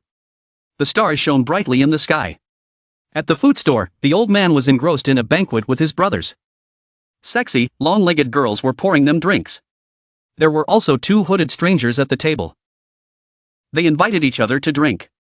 Everyone seemed very cheerful. "Drink. Good wine. A few more glasses. He. Come here, girl. Cheers." Calls. Gulps. The clinking of golden glasses echoed through the night and could last until morning. And, when the sun rose high in the sky, the crows flew away, leaving behind the two people who had been murdered last night. The city lord's mansion had sent people to guard the scene and investigate the cause of death. Passers-by and the people in the city were bewildered. They were talking excitedly about the death of two innocent people. "I was talking to them yesterday afternoon. I didn't expect it to happen this evening. It's so scary. Don't go out after dark." As the guard was assigned to him, he shouted to everyone around. "Do not come near. The city lord is investigating. Must be the pirates. Dare to kill people under my eyes. Let me catch those bastards, I will definitely skin them." City Lord Lu Feng said indignantly. Uncle Nyo approached the two corpses. He carefully observed the wounds. After a while, he spoke. "Young master, it probably isn't Ma Tak." "It's not Ma Tak you?" Lu Feng asked in surprise. Uncle Neo remained seated, analyzing the situation for Lu Feng. Firstly, the autumn harvest had not yet arrived. Everyone knew that Xi'an City was poor. Why would Ma Zi come here at this time? Second, although the injuries of these two people were a bit different, it was estimated that they were killed by sharp weapons. Ma Tak probably did not have much money to buy weapons. Third, and most importantly, why didn't the bandits steal the food? Uncle Neo picked up the torn piece of the food bag that was left behind and showed it to Lu Feng. Indeed, the arguments that Uncle Nyo gave sounded extremely accurate, reasonable, and logical. After listening, Lu Feng also realized the unusual point of the matter.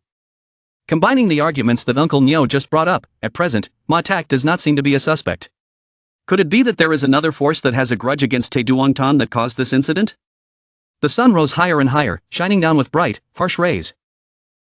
City Lord Lu Feng had returned to the castle, but his face was still brooding over the deaths of the two innocent people. He still couldn't figure out who or what force was behind this. It was so strange, killing people but not stealing food. What kind of person could it be? Lu Feng sat with his arms crossed in thought. "Mina!" He suddenly called out. Maybe he thought of something. Mina was sitting on the side, absorbed in eating cake. Hearing the Lord call her name, Mina replied. "Ha? I want to ask you a favor. This mission is very dangerous. If she refuses, it will be fine." Lu Feng wants to ask Mina for help, but he is still hesitant because he is afraid that Mina will be in danger. However, Lu Feng was not allowed to finish his sentence. The cat-eared girl interrupted. "Stop talking nonsense and get straight to the point. What do you want me to do?"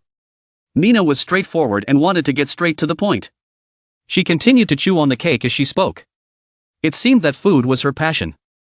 Lu Feng stood up, walked closer to Mina, placed both hands on the girl's shoulders, and spoke clearly. At night, go to a place to listen for news. Remember, just listen. Absolutely do not act rashly. Lu Feng emphasized. His eyes became more serious than ever. Mina heard that and immediately put her hand over her mouth, yawned and said. I know. If we're only going to act at night, then I'll catch up on sleep.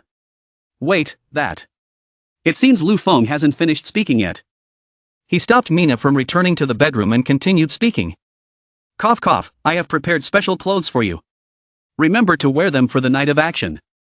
Speaking of preparing clothes for Mina, he seemed confused and shy, but in his heart he thought, that kind of sexy.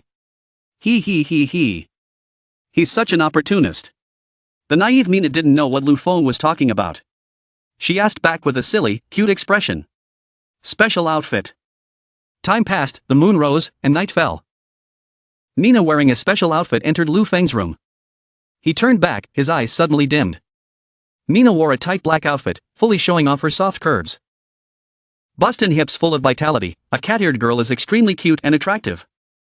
She said, this outfit seems a bit tight. Pausing for a moment, the girl continued. But I like it. This tight-fitting outfit not only helps Mina walk, run, and act more easily, but also helps her carry necessary items, protective gear. Mina looked at the outfit with interest. Lu Feng looked at Mina, unable to control his emotions. Blood rushed to his brain and flowed out of his nostrils. Oh my god, please take this girl out of the room immediately, otherwise, someone might bleed to death. Ha, Lu Feng was lucky to be able to calm down. He walked over and handed her a dagger. Also, this is for you, for self-defense. Mina looked at the knife in Lu Feng's hand, then she suddenly grabbed it and threw it towards the bookshelf and said, for protection, I am a cat warrior. Indeed, the sharp claws of the cat family must have been like sharp knives, able to pierce the flesh and tear apart the prey at any time, so why would they need a weapon like that? But after saying that, Mina went to the bookshelf and pulled out the knife. But the stuff is fine. I'll take it. Lu Feng stood up and walked to the bookshelf, feeling sorry for the bookshelf and could only cry. As long as she was happy, that was all that mattered. Indeed, a catwoman is still a catwoman. Sometimes she is seductive, soft and supple, gentle and shy like a kitten, sometimes she is strong, dangerous, and terrifyingly fierce. Basically, things that are instinctive cannot be changed. Even if Lu Feng really likes Mina, there is one fact that cannot be changed, Mina is not human. Mina dashed out into the night to carry out her mission. She jumped 3 steps and climbed onto the roof of the food store owner's house, then crept inside to listen. Sure enough, they were discussing among themselves. Oh dear, I tell you, why can't you be patient? There were voices. Mina hid on the roof and looked down, seeing all 5 people sitting around the table. The fat landlord, still wearing his half-noble attire, was pacing back and forth anxiously. The 2 men in civilian clothes sitting on the other side were probably his servants or brothers. As for the 2 men sitting on this side, their faces were unclear, they were wearing soldiers' uniforms, their heads covered with scarves. Mina watched them and thought to herself. I have to see what exactly you guys are hiding. The shopkeeper spoke up again. Killing a few commoners is fine. It's just the current situation. If we make a big deal out of it and Lu Feng finds out, our plan will fail. Although he was not a strong warrior or soldier who could kill someone with one strike, he seemed to be far-sighted, but his comrades were not. What's there to be afraid of? A man in a soldier's uniform replied. At most, we'll get ahead of schedule. You guys will now go and chop off Lu Feng's head. He said resolutely. Mina above heard that guy say that and secretly laughed in her heart. What a big mouth, even wanting to take the city lord's head. That's right, this matter must be done quickly and accurately. As long as we kill Lu Feng, Xi'an City will be ours. Another added. Yes, there's also the beast beside him. It's a rare spirit creature, so we can play with it however we want. Just thinking about it makes me feel sick. He. They were all talking arrogantly and praising each other. Mina heard everything they said, they were all shameless. Mina was boiling with anger, intending to rush down and kill all the shameless people who were making fun of her. Prepare to die. Luckily she stopped in time to hear what they said. The shop owner continued the other's words. It's a good idea, but Lu Feng is a noble now. The lackeys are getting in the way, what's there to be afraid of? Even if we kill him, we still have Baron Homa backing us up. The money we earn every year, we will divide it into 7 parts for Baron Homa. Now that Brat Lu Feng is blocking your path to wealth, he can't live. Yes, rest assured, if Lord Homa has sent us, this matter will be settled. Baron Homa. Mina stopped when she heard Baron Homa mentioned. That was the important information she needed to bring back to Lu Feng. Returning to Lu Feng's familiar room in the castle, Uncle Niu and Mina were inside discussing with City Lord Lu Feng. Uncle Niu said, "Young master, that grain merchant is inherently restless. Still plotting assassination now, too arrogant." Uncle Niu slammed his two hands down on the table, his voice full of indignation. "I think, kill them all directly, eliminate future troubles." Mina frankly contributed her opinion. Lu Feng asked again, "What is the background of that Count Homa?" Seeing that Lu Feng seemed to be confused about the surrounding forces, Uncle Niu spoke up to explain. "Young master may not know, in our kingdom of Yingluo, titles are divided into 5 types, that is, 5 different ranks. They are respectively Duke, Marquis, Earl, Viscount, and Baron. Among them, Count Plico has 200 great noble knights, his power is extremely strong. And Homa is the youngest son of Count Plico. So that's how it is." Lu Feng replied. "It seems this person is not easy to touch if you act rashly then." As he spoke, Lu Feng spread the map on the table. He was afraid that he would use this as an excuse to send troops to attack us. "Is there no other way?" Uncle Niu asked. Lu Feng was silent for a moment then spoke. He could only silently observe and wait for the right moment. The next morning, when the sun was high in the sky, in the luxurious room of the castle, Lu Feng, Mina, and Ellie were being served breakfast by Nicole. Nicole brought up plates of donuts and placed them in front of everyone and said, "This is the sweet snack that the young master taught me. Try it and see how it tastes." The cute round donuts were covered with cream, chocolate, and rolled up, looking very appealing. Ellie lifted the plate of cake and poured it all into her mouth, chewing and praising it. "So delicious. So delicious." Lu Feng saw Ellie eating like that and said, "Mina, Ellie eats slowly." Nicole still made a lot of delicious dishes. Then Lu Feng picked up the cake and took a bite. Nicole felt a sense of joy in her chest when she heard Lu Feng praise her cake. She must like Lu Feng very much. She remembered and appreciated every word, gesture, and action of Lu Feng. In her joy, she realized that today was a beautiful day. It was true that when you are happy, everything seems happy. When you are in love, everything becomes poetic. The 3 people were busy eating cake when suddenly someone spoke loudly. "This is bad." Mina, Lu Feng stopped, looking towards the door. 2 people, a guard and a civilian were running while panting. "Report to the city lord." This person came and spoke. The guard had not finished speaking when another person continued. "City, someone in the city was killed." "What?" Lu Feng stood up abruptly, slammed his hand on the table, his expression filled with anger. "Who would have thought that this would happen here? Is this not taking our city lord seriously?" Indeed, the previous case was still unfinished, and no way to deal with it had been found. Now that he had received this news, as the city lord, Lu Feng naturally found it difficult to remain calm. The mastermind definitely did not take the city lord seriously. They must have wanted to openly sabotage Xiang City. "Why are you so agitated? Hurry up and send someone to see what's going on. Ellie is also a catkin beastman," she said to Lu Feng, her hand still not leaving the cake. "No, I'll go myself. We can't let them continue to cause a crisis in Xiang City. Mina, call a car, let's go together." Lu Feng stood up and walked quickly towards the door without looking back. "People are so excitable," Ellie said. Nicole stood watching Mina follow Lu Feng, feeling uncomfortable again. She wondered. Why was it always her and the young master who went out together? It was understandable for Nicole to wonder. The person she secretly loved always had a beautiful girl by her side. Although she didn't know what kind of relationship they had, she naturally felt a little jealous.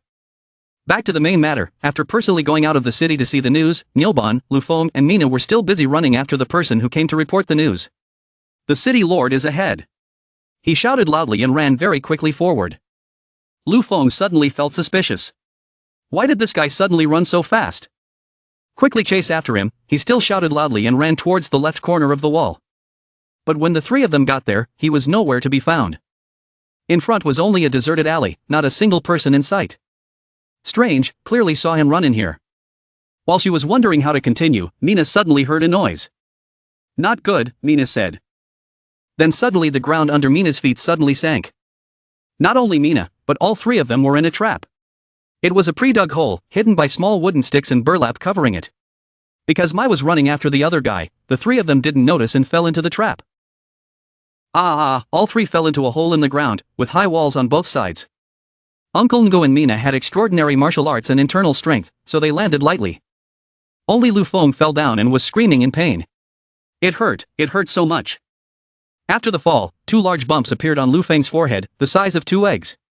He's handsome, but you should probably go back and learn martial arts, young master Lu Feng. At this moment, 2 trappers appeared, standing on the edge of the pit, laughing mockingly. Humph, I thought the city lord was very formidable. Turns out he was so easy to trap. Lu Feng saw the 2 murderers, he shouted angrily. You are murderers, if you have the guts to come down here, I guarantee I won't beat you to death. Ha ha ha, dream on. The 2 murderers laughed loudly in response. Don't waste words with them, just find their burial place and you can report back. It seems that the 2 murderers had underestimated Lu Feng, Nyoben, and Mina. They thought that digging a hole and burying them would be enough. Haha, how stupid. Mina smirked at their stupid plan. She jumped, just a few steps as light as the wind. In a blink of an eye, Mina had jumped to the ground. The girl threw a few rocks at the 2 criminals, hitting them in the face and causing them to fall to the ground in pain. A slender, petite girl, but when she uses her moves, even strong men find it difficult to deal with her.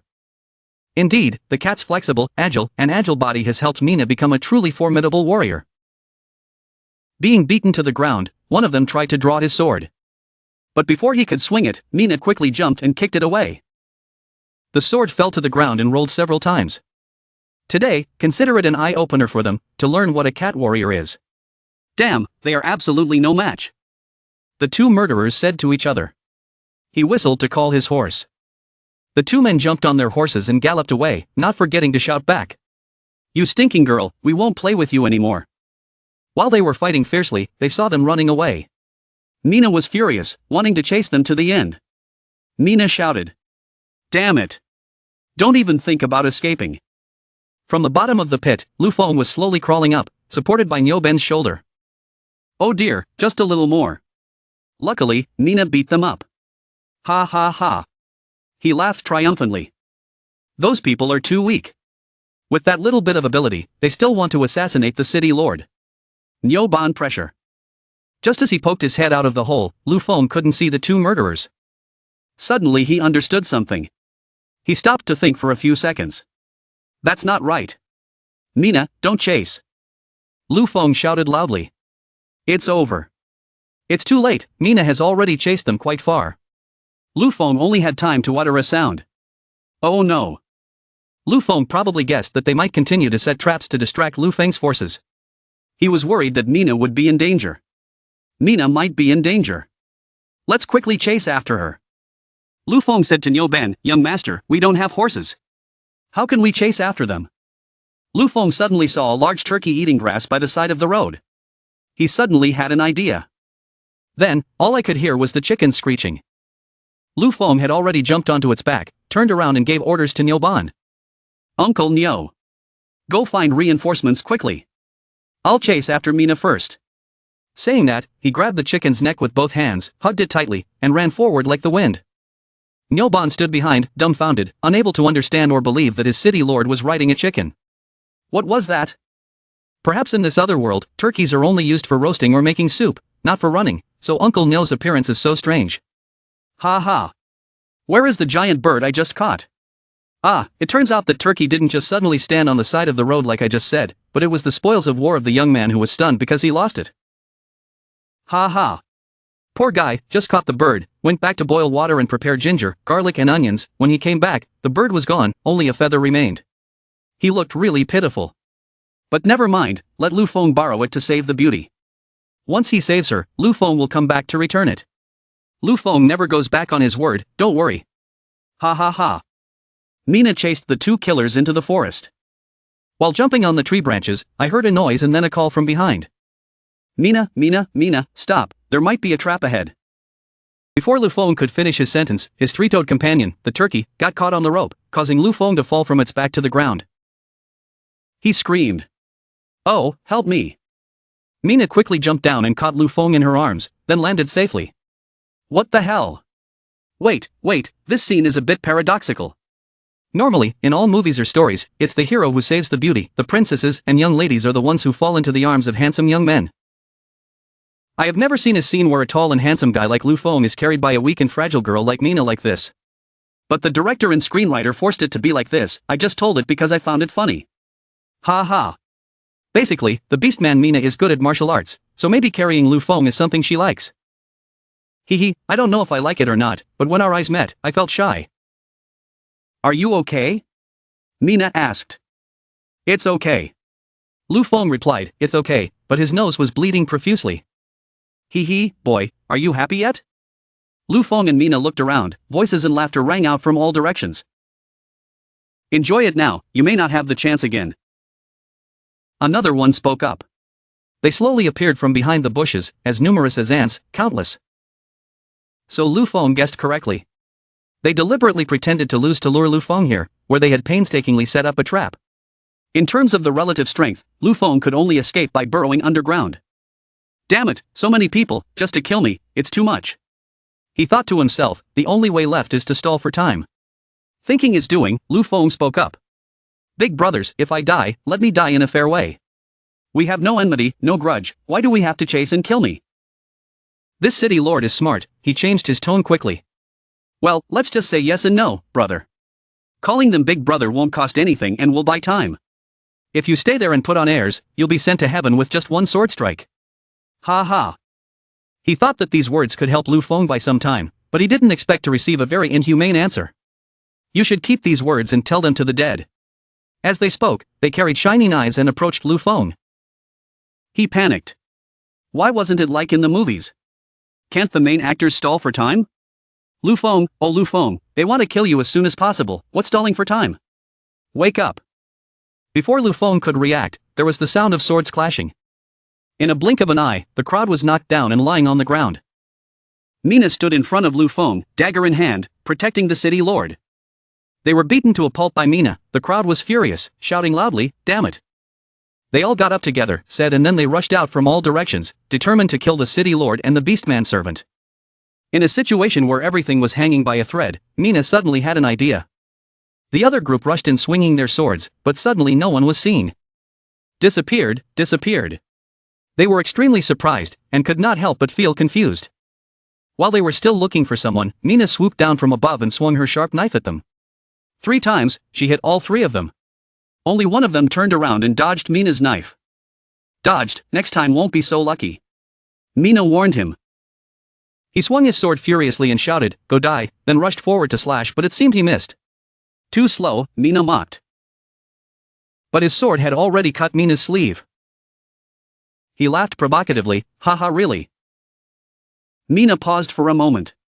This was the dress the young master gave her, yet this brat dared to tear it, unforgivable. Mina jumped forward, 5 or 6 stabs were already embedded in his body. No need to argue much. Around Mina now were 4 or 5 corpses lying around. Lu Feng, who was hidden somewhere by Mina, suddenly appeared and clapped his hands in applause. Wow, so amazing, as expected of a female cat. At Lu Feng's compliment, Mina slightly tossed her hair back and said, wasting her words. I am the great cat warrior. The two were still standing and talking and laughing together, when suddenly among the people lying around, there was one person who was still alive. He opened his eyes wide, grabbed the sword, and charged towards Mina. Mina was completely unaware and was still standing there with her arms crossed, continuing the conversation. Dealing with these people wasn't easy. Lu Feng stood opposite Mina. Seeing the person behind swinging his sword towards the girl, he only had time to shout, Mina, then quickly rushed back to block Mina. Instead of hitting Mina, the villain's sword slashed Lu Feng's back with a long slash. In a moment of danger, Lu Feng did not care about his own life to protect Mina, the beast girl who was always by his side and protected him. Mina panicked, young master, are you okay? Lu Feng tremblingly reached out to grab Mina's hand, panting. Mina, I might not have made it if I had. Before she could finish her sentence, the villain who had missed Mina's attack appeared again. This time, he aimed his sword at Lu Feng and shouted loudly. Stop acting out the love scene here. It's over. What a joke. Why don't you let them act out a little more? We were about to get to the love scene and you're forcing them to end it. But it really ended, he just swung his sword up and, ah. Hundreds of arrows were flying towards him, piercing his hands and body. Finally he fell down, lying motionless. Lord of the city, Nyoban called out loudly. It turned out that Nyoban led reinforcements to escort. Uncle Nyo came at the right time. Young master, are you okay? Still fine, just got slashed once. Lu Feng suddenly became cheerful again, not as weak as when he was first injured. It was possible that he really intended to act sad to please Mina. Quite commendable for the city lord, still not forgetting to flirt with girls in the midst of danger. Ha, he thought to himself. Luckily the weapons in this strange world weren't sharp, and he was wearing a modern, thick suit of armor. Otherwise, this little life would have been lost. It's good that it's okay. It's a pity that the main army has arrived, but there's no place to use it. Looking at the scene littered with corpses, Niu Ban said. Lu Feng was worried when he heard Niu Ben say he brought a large army. Uncle Niu, did you bring all the soldiers in the city here? Uncle Niu replied, yes. Dare to touch the young master, of course must kill all. That's right, Niu Ben was invited by Lu Feng to be the castle's chief steward, with the duty of protecting the city lord and managing the city mansion. With the iron oath he made when entering Xiang City, Niu Ben had basically completed his mission of protecting the city lord today. However, leading a large army away might also be the intention of the saboteurs, which was why Lu Feng was so worried. He only had time to say, oh no, return to Xiang City. The fire was blazing brightly in one corner of the sky. Black smoke was billowing from inside the city. People were screaming, calling out, shouting to each other to put out the fire. Where are you? Come here quickly. Put out the fire. The granary was on fire. The fire was coming from the granary and it was blazing. Someone who wanted to rebel must have deliberately set fire to the granary, attacking the vital points of Taeduong City. It was not yet the autumn season. The people of Taeduong City were in trouble. They had to buy grain by the kilo. The new lord has just come. He hasn't been distributing free food for long. Now the food warehouse is on fire. What can the people rely on? Niu Ban. Quickly call more people to get water. City Lord Lu Feng, young master, gave the order. Yes, you guys follow me. Niu Ban will lead the people to get water. The cries of those putting out the fire. They might get burned. Lu Feng shouted loudly in the crowd. Firefighters quickly get their clothes wet. Make sure it's safe. Lu Feng and Mina ran into the fire carrying a bucket of water to put it out. Seeing this, old man Bup hurriedly ran after him and stopped Lu Feng. The fire is too big. Sir, please go back quickly. Lu Feng is still moving forward. Stop talking. Quickly put out the fire. At this moment, putting out the fire was the top priority. No matter if noble or commoner, male or female, old or young, everyone had to rush in to put out the fire. Some carried water, others poured water, taking turns without stopping. Suddenly there was a loud call. Young master. Still no sign of Ellie and Nicole. Mrs. Niu, Nicole's mother, ran to Lu Feng with a dazed expression. What did she say? Lu Feng and Mina turned around, their faces changed. Could it be? Lu Feng was very worried and confused when he heard that Ellie and Nicole were missing. Nicole was a kind, gentle, lovely girl, a beautiful, pure girl who always brought food to everyone. Thinking that, Lu Feng and Mina did not hesitate to rush inside, despite the raging fire. Young master. Mina. Madame Niu could only call out to the two of them. Oh dear. Mina exclaimed. So cats are afraid of fire. The cat girl was no exception. The fire had just started to burn a little and she was already screaming miserably. Young master. You have to be careful. Mina cried out. Inside the granary, two girls were lying unconscious, and there was fire everywhere. Nicole sat leaning against the wall, daydreaming, until the fire caught and she woke up.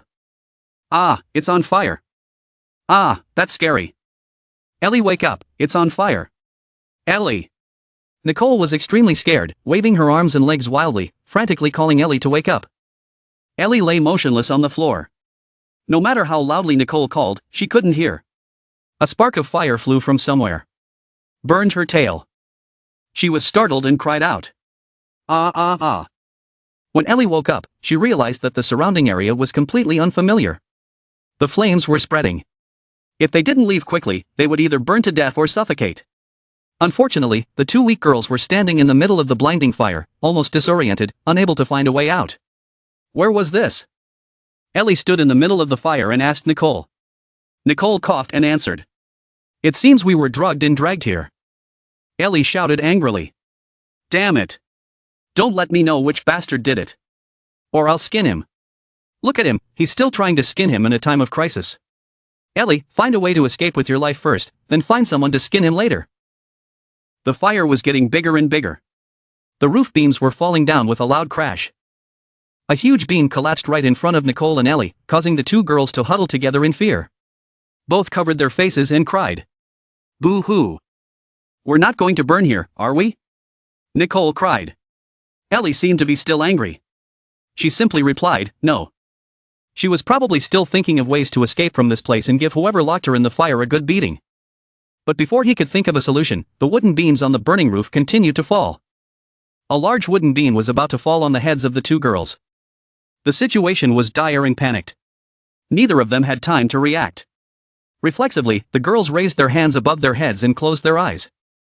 Looks like we're really dead. Suddenly a voice rang out. Fuck. Ellie. Nicole. Are you two okay? It's Lu Feng. Lu Feng was standing under the burning log. He was holding it with both hands, saving the two girls. Ellie and Nicole were extremely surprised to see Lu Feng. The two girls were also extremely happy. The two girls called out in unison. Big brother Lu Feng. Lu Feng pushed the burning wood away. Ellie waved at the two girls to follow her. Come follow me. Ellie looked at Lu Feng and felt grateful. He even risked his life to save us. Thank you. Lu Feng continued to lead the way. Follow me. This way. The fire continued to burn. Outside, people still took turns carrying water to put out the fire under the command of Ngoban. Hurry up. Bring water. Bring water. Keep putting out the fire. Nicole. Nyoshu looked at the fire and kept thinking about Nicole, his sweet daughter. The fire burning here was like the fire that burned in the heart of a father. He kept urging and commanding everyone to get water and put out the fire. Look quickly. It seems like someone is coming out. Nyo Dai said, pointing at the fire. And in the thick smoke, Lu Feng, Nicole and Ellie gradually appeared. Lu Feng was carrying the frail Nicole on his back. Everyone present was overjoyed. Uncle Nyo, Nyo De, Old Man Buff, Madame Nyo, and Mina all breathed a sigh of relief. It's their city lord. Great, the city lord has come out. City lord, Ellie, Nicole's cheers of joy rang out simultaneously. After getting out of the fire, everyone went to take care of the city lord and the two girls. Nicole heard Mina put on her coat and give her some water, while Ellie was already drinking from her water bottle upside down. Was Ellie really a girl? Forget it.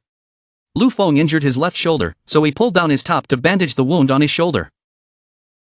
He was standing with his arms crossed, looking at the two girls Ellie and Nicole, asking.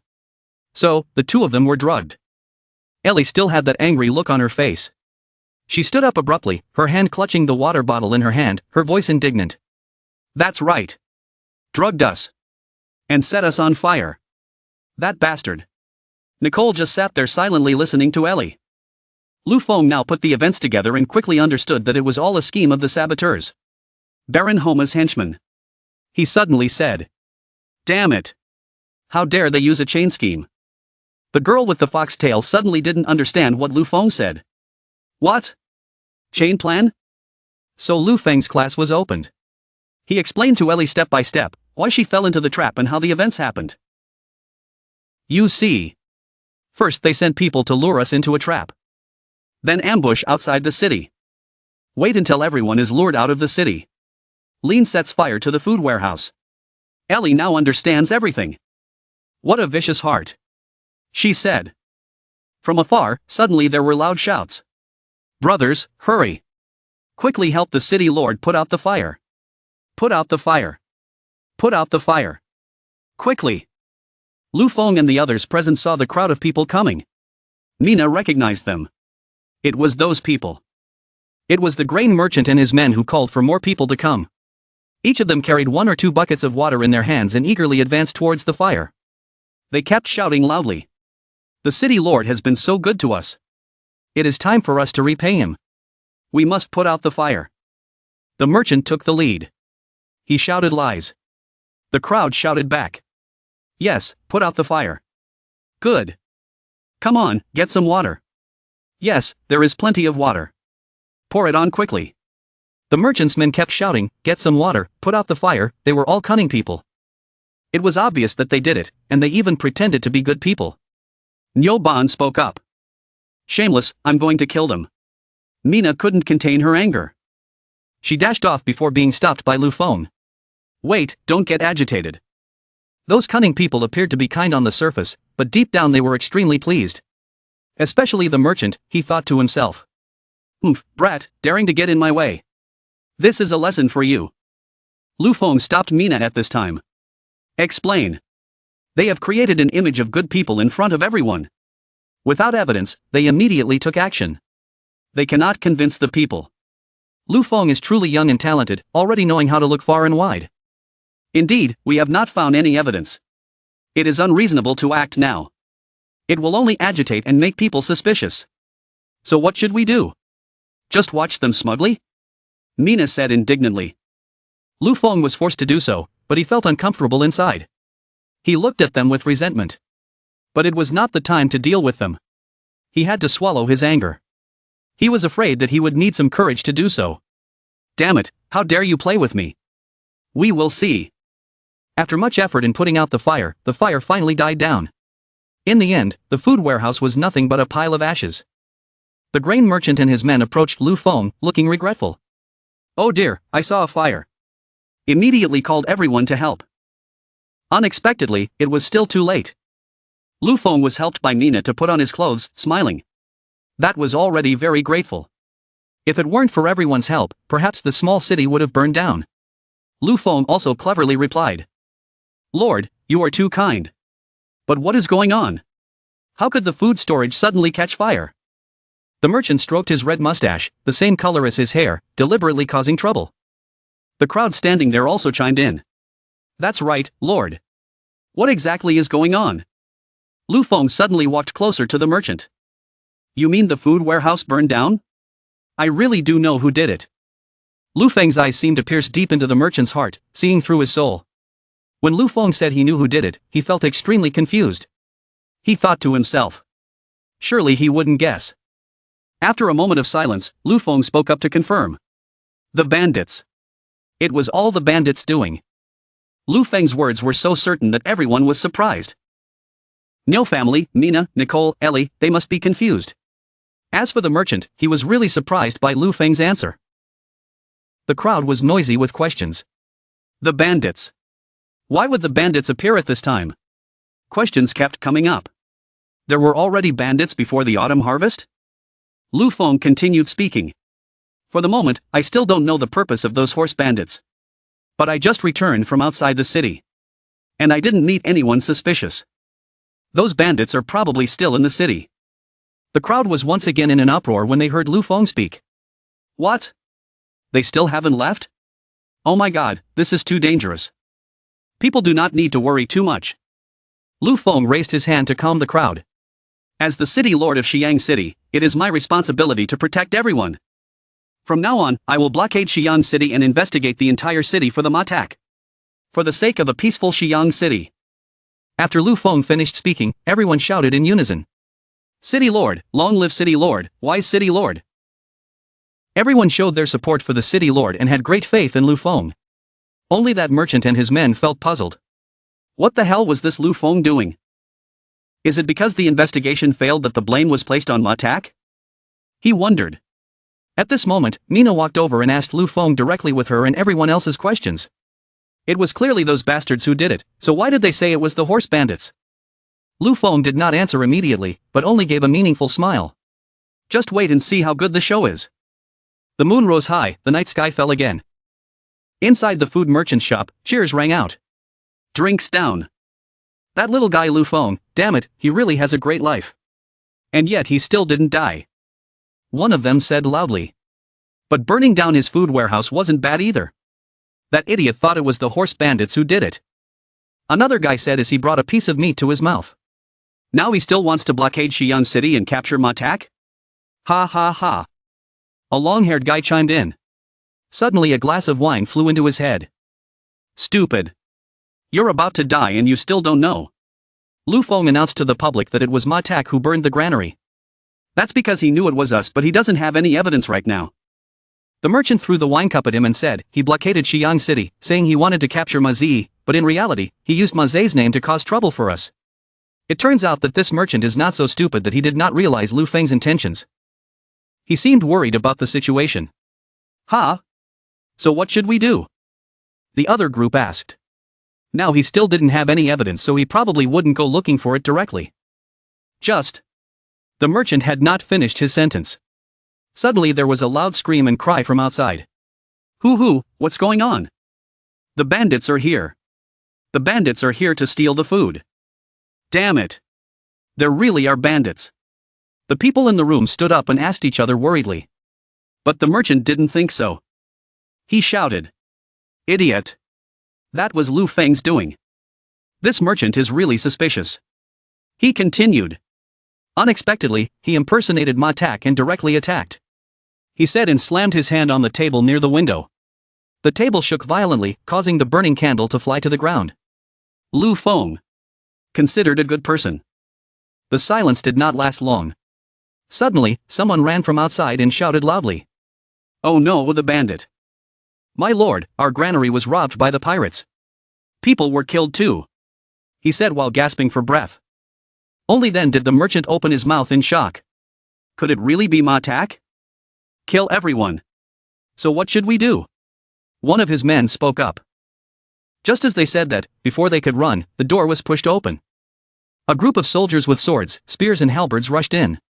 The bandits killed people. Help! Kill people! They ran away screaming. The merchant and his followers stared and then ran away in all directions. Run! Run! The merchant ran to the nearest window. He stood on top of his underling. He closed his eyes and tried to escape through the window. His half-noble shirt was torn from stretching too much, revealing his bulging belly stuck to the window. Damn it! He was stuck. He gritted his teeth and shouted at his subordinates. Quickly push me down. From behind, MANHUA had already chased after him, swinging his sword towards him. At this moment, he frantically wanted to escape, but because he was too fat, he could not fit through the window. He smacked his lips and said, If I had known this day would come, I would have lost weight long ago. Isn't that miserable? Eat too much. Get fat like a pig. Then there won't be a hole that can fit through. From behind, the pirate chased to the window. Suddenly he stepped on the candle that had fallen earlier. He slipped and fell forward. His head hit the merchant's butt. Stimulated, the merchant suddenly farted. Boom! After releasing some gas, his stomach probably had some left. It went through the window, leaving the pirate with a haunting scent. Oh no, oh no. The merchant fell from the window. Fell onto the awning of the makeshift tent outside and then rolled to the ground. Sir! Sir! Are you okay? You're okay. Luckily I'm fat. They're over here. Hurry and chase them. The bandits saw the merchant and his men. They were shouting and chasing after them. The subordinate was extremely scared when he saw the horse bandits coming. He turned to the merchant and said, The horse bandits are here. The horse bandits are here. Quickly go and report to the city lord. He grabbed his collar with one hand. The other quickly covered his mouth. He shouted. What are you reporting to the city lord, this idiot? Because his shout was so loud, two people in front heard it. They ran away in anxiety and worry. They said, What? The bandit is here. I will go and report to the city lord. So whether he wanted it or not, someone went and reported to Lu Feng. That merchant must have had some cunning plans.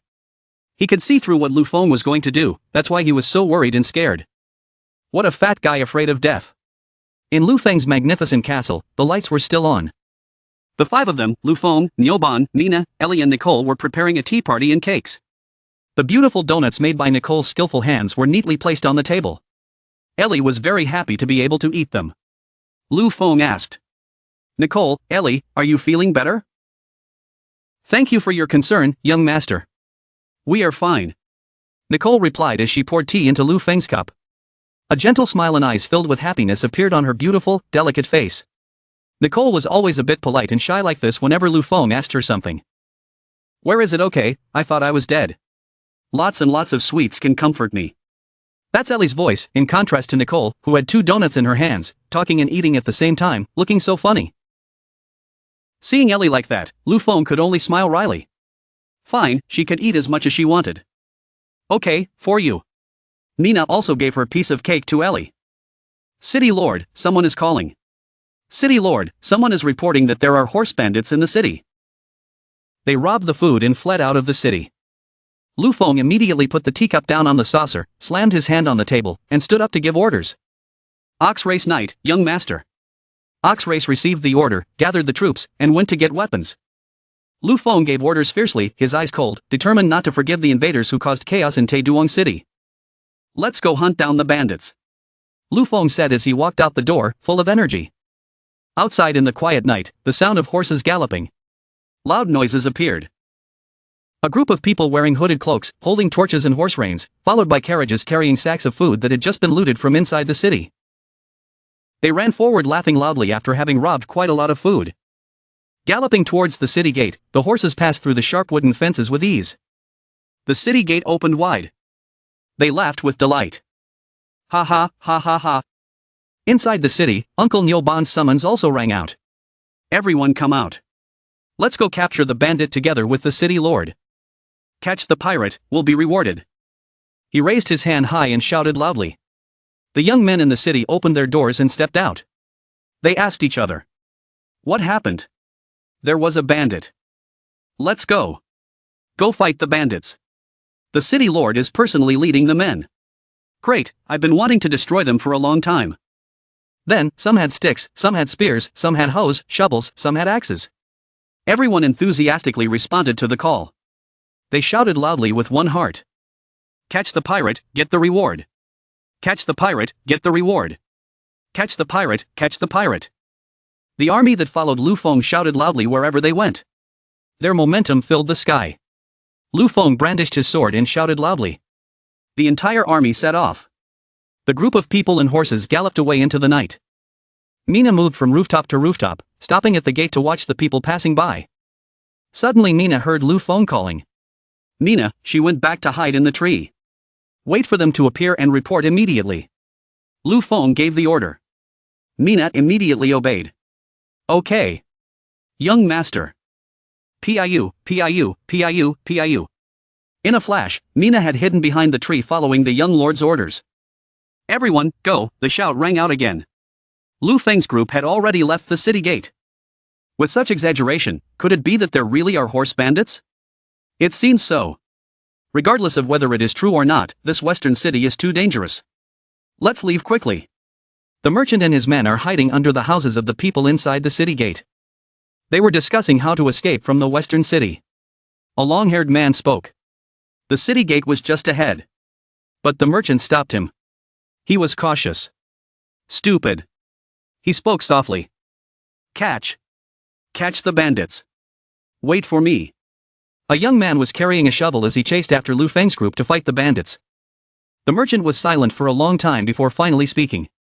Humph, Lu Feng, wait for me to escape. I will report to Lord Homa.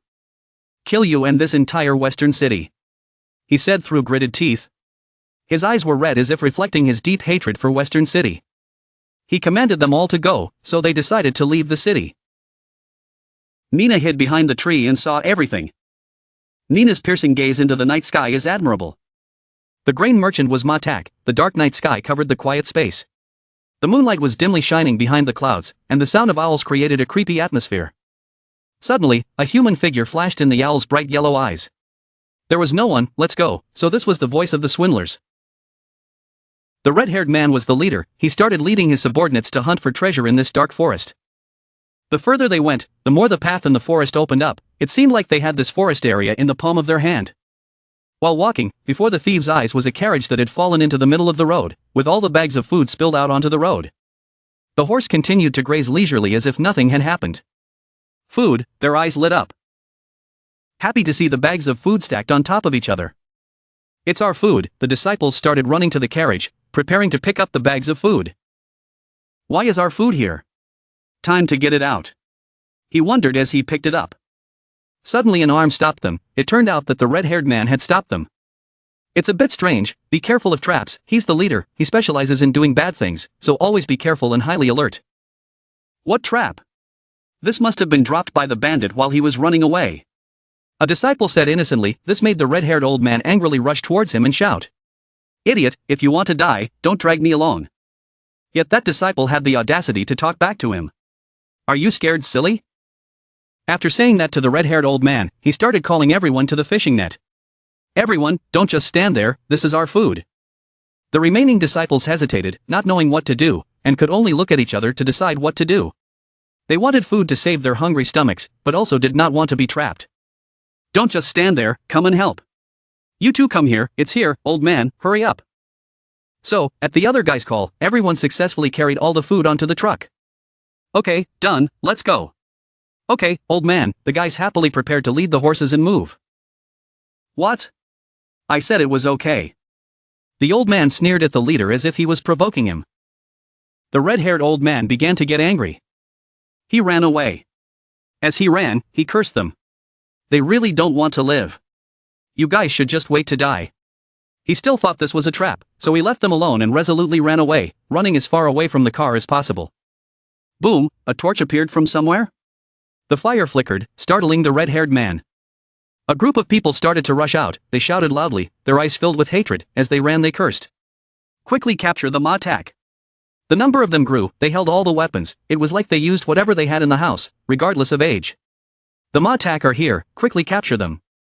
Lu Feng appears as a general leading the army to capture the horse bandits, his red shirt highlighting his bravery. The red-haired fat man could not run any further, the two spears stopped him. I don't know since when, but around the pirates there was no way out. They surrounded them and did not let them go, forcing them into a corner. The shouts of everyone echoed throughout the forest, "City Lord! We are not horse bandits," a ringleader spoke up to deny it, he quickly waved his hand and shook his head in denial. The red-haired man gritted his teeth and looked at his subordinates. Lu Feng said that he was not a bandit, this was food that bandits had robbed from the city, how could it be in your hands? His words were so strong that they had no way to deny it. The three men just stood there, dumbfounded, with nothing left to deny, their eyes filled with despair as if they were waiting to die. Damn, it turns out the grain merchants are MANHUA. That's right, the grain robbers still want to deny it, kill them. The people are getting more and more furious when they know they've been tricked. They just want to take spears and stab them to death. Their screams in anger are increasing by the moment. Well done, Lu Feng, you dare to trap us. The red-haired man became even angrier, being cornered he could only complain about being trapped. Lu Feng smirked, a sly smile as if he had just won a trophy. The evidence is clear, and you still dare to deny it. Where are the people? Mao captured the MANHUA. Lu Feng pointed at their faces and used his power to capture them. People started to move forward to catch them one by one, they also started to get scared because they had no way to run. The villagers kicked the red-haired man until he fell on his back, not only that, they also started bullying the horse bandits. Leading everyone away, Lu Feng ordered everyone. Yes, the villagers quickly obeyed. Lu Feng started to smile slyly again, it could be seen that it was a smile with bad intentions, but he became very handsome. Public execution, in the middle of a bustling town, surrounded by wind and snow, the carriage carrying the criminal passed by. Everyone looked at them with surprise. What's going on? Isn't it about capturing a pirate? Why did it turn into capturing a grain merchant? The villagers looked at each other, all with the same question. They still didn't understand what was happening. Didn't they also go to the city lord's mansion yesterday to help put out the fire? The villagers' admiring gazes suddenly turned to suspicion as they looked at the MANHUA sitting neatly on the carriage. The carriages moved faster and faster as they left the town. Strangely, the sound of people galloping on horses mixed with the curious voices of the people. They kept staring at the army in front. Young master, you told us to pretend to be pirates. What a great plan. The uncle wearing military uniform riding with Lu Feng admired his scheme. Humph, those grain merchants are colluding with the MANHUA to harm us. Then we will use a trick against them and put the MANHUA hat on their heads. One person to one person. Lu Feng's eyes were resolute. His eyes were full of courage. His self-control made his demeanor more powerful.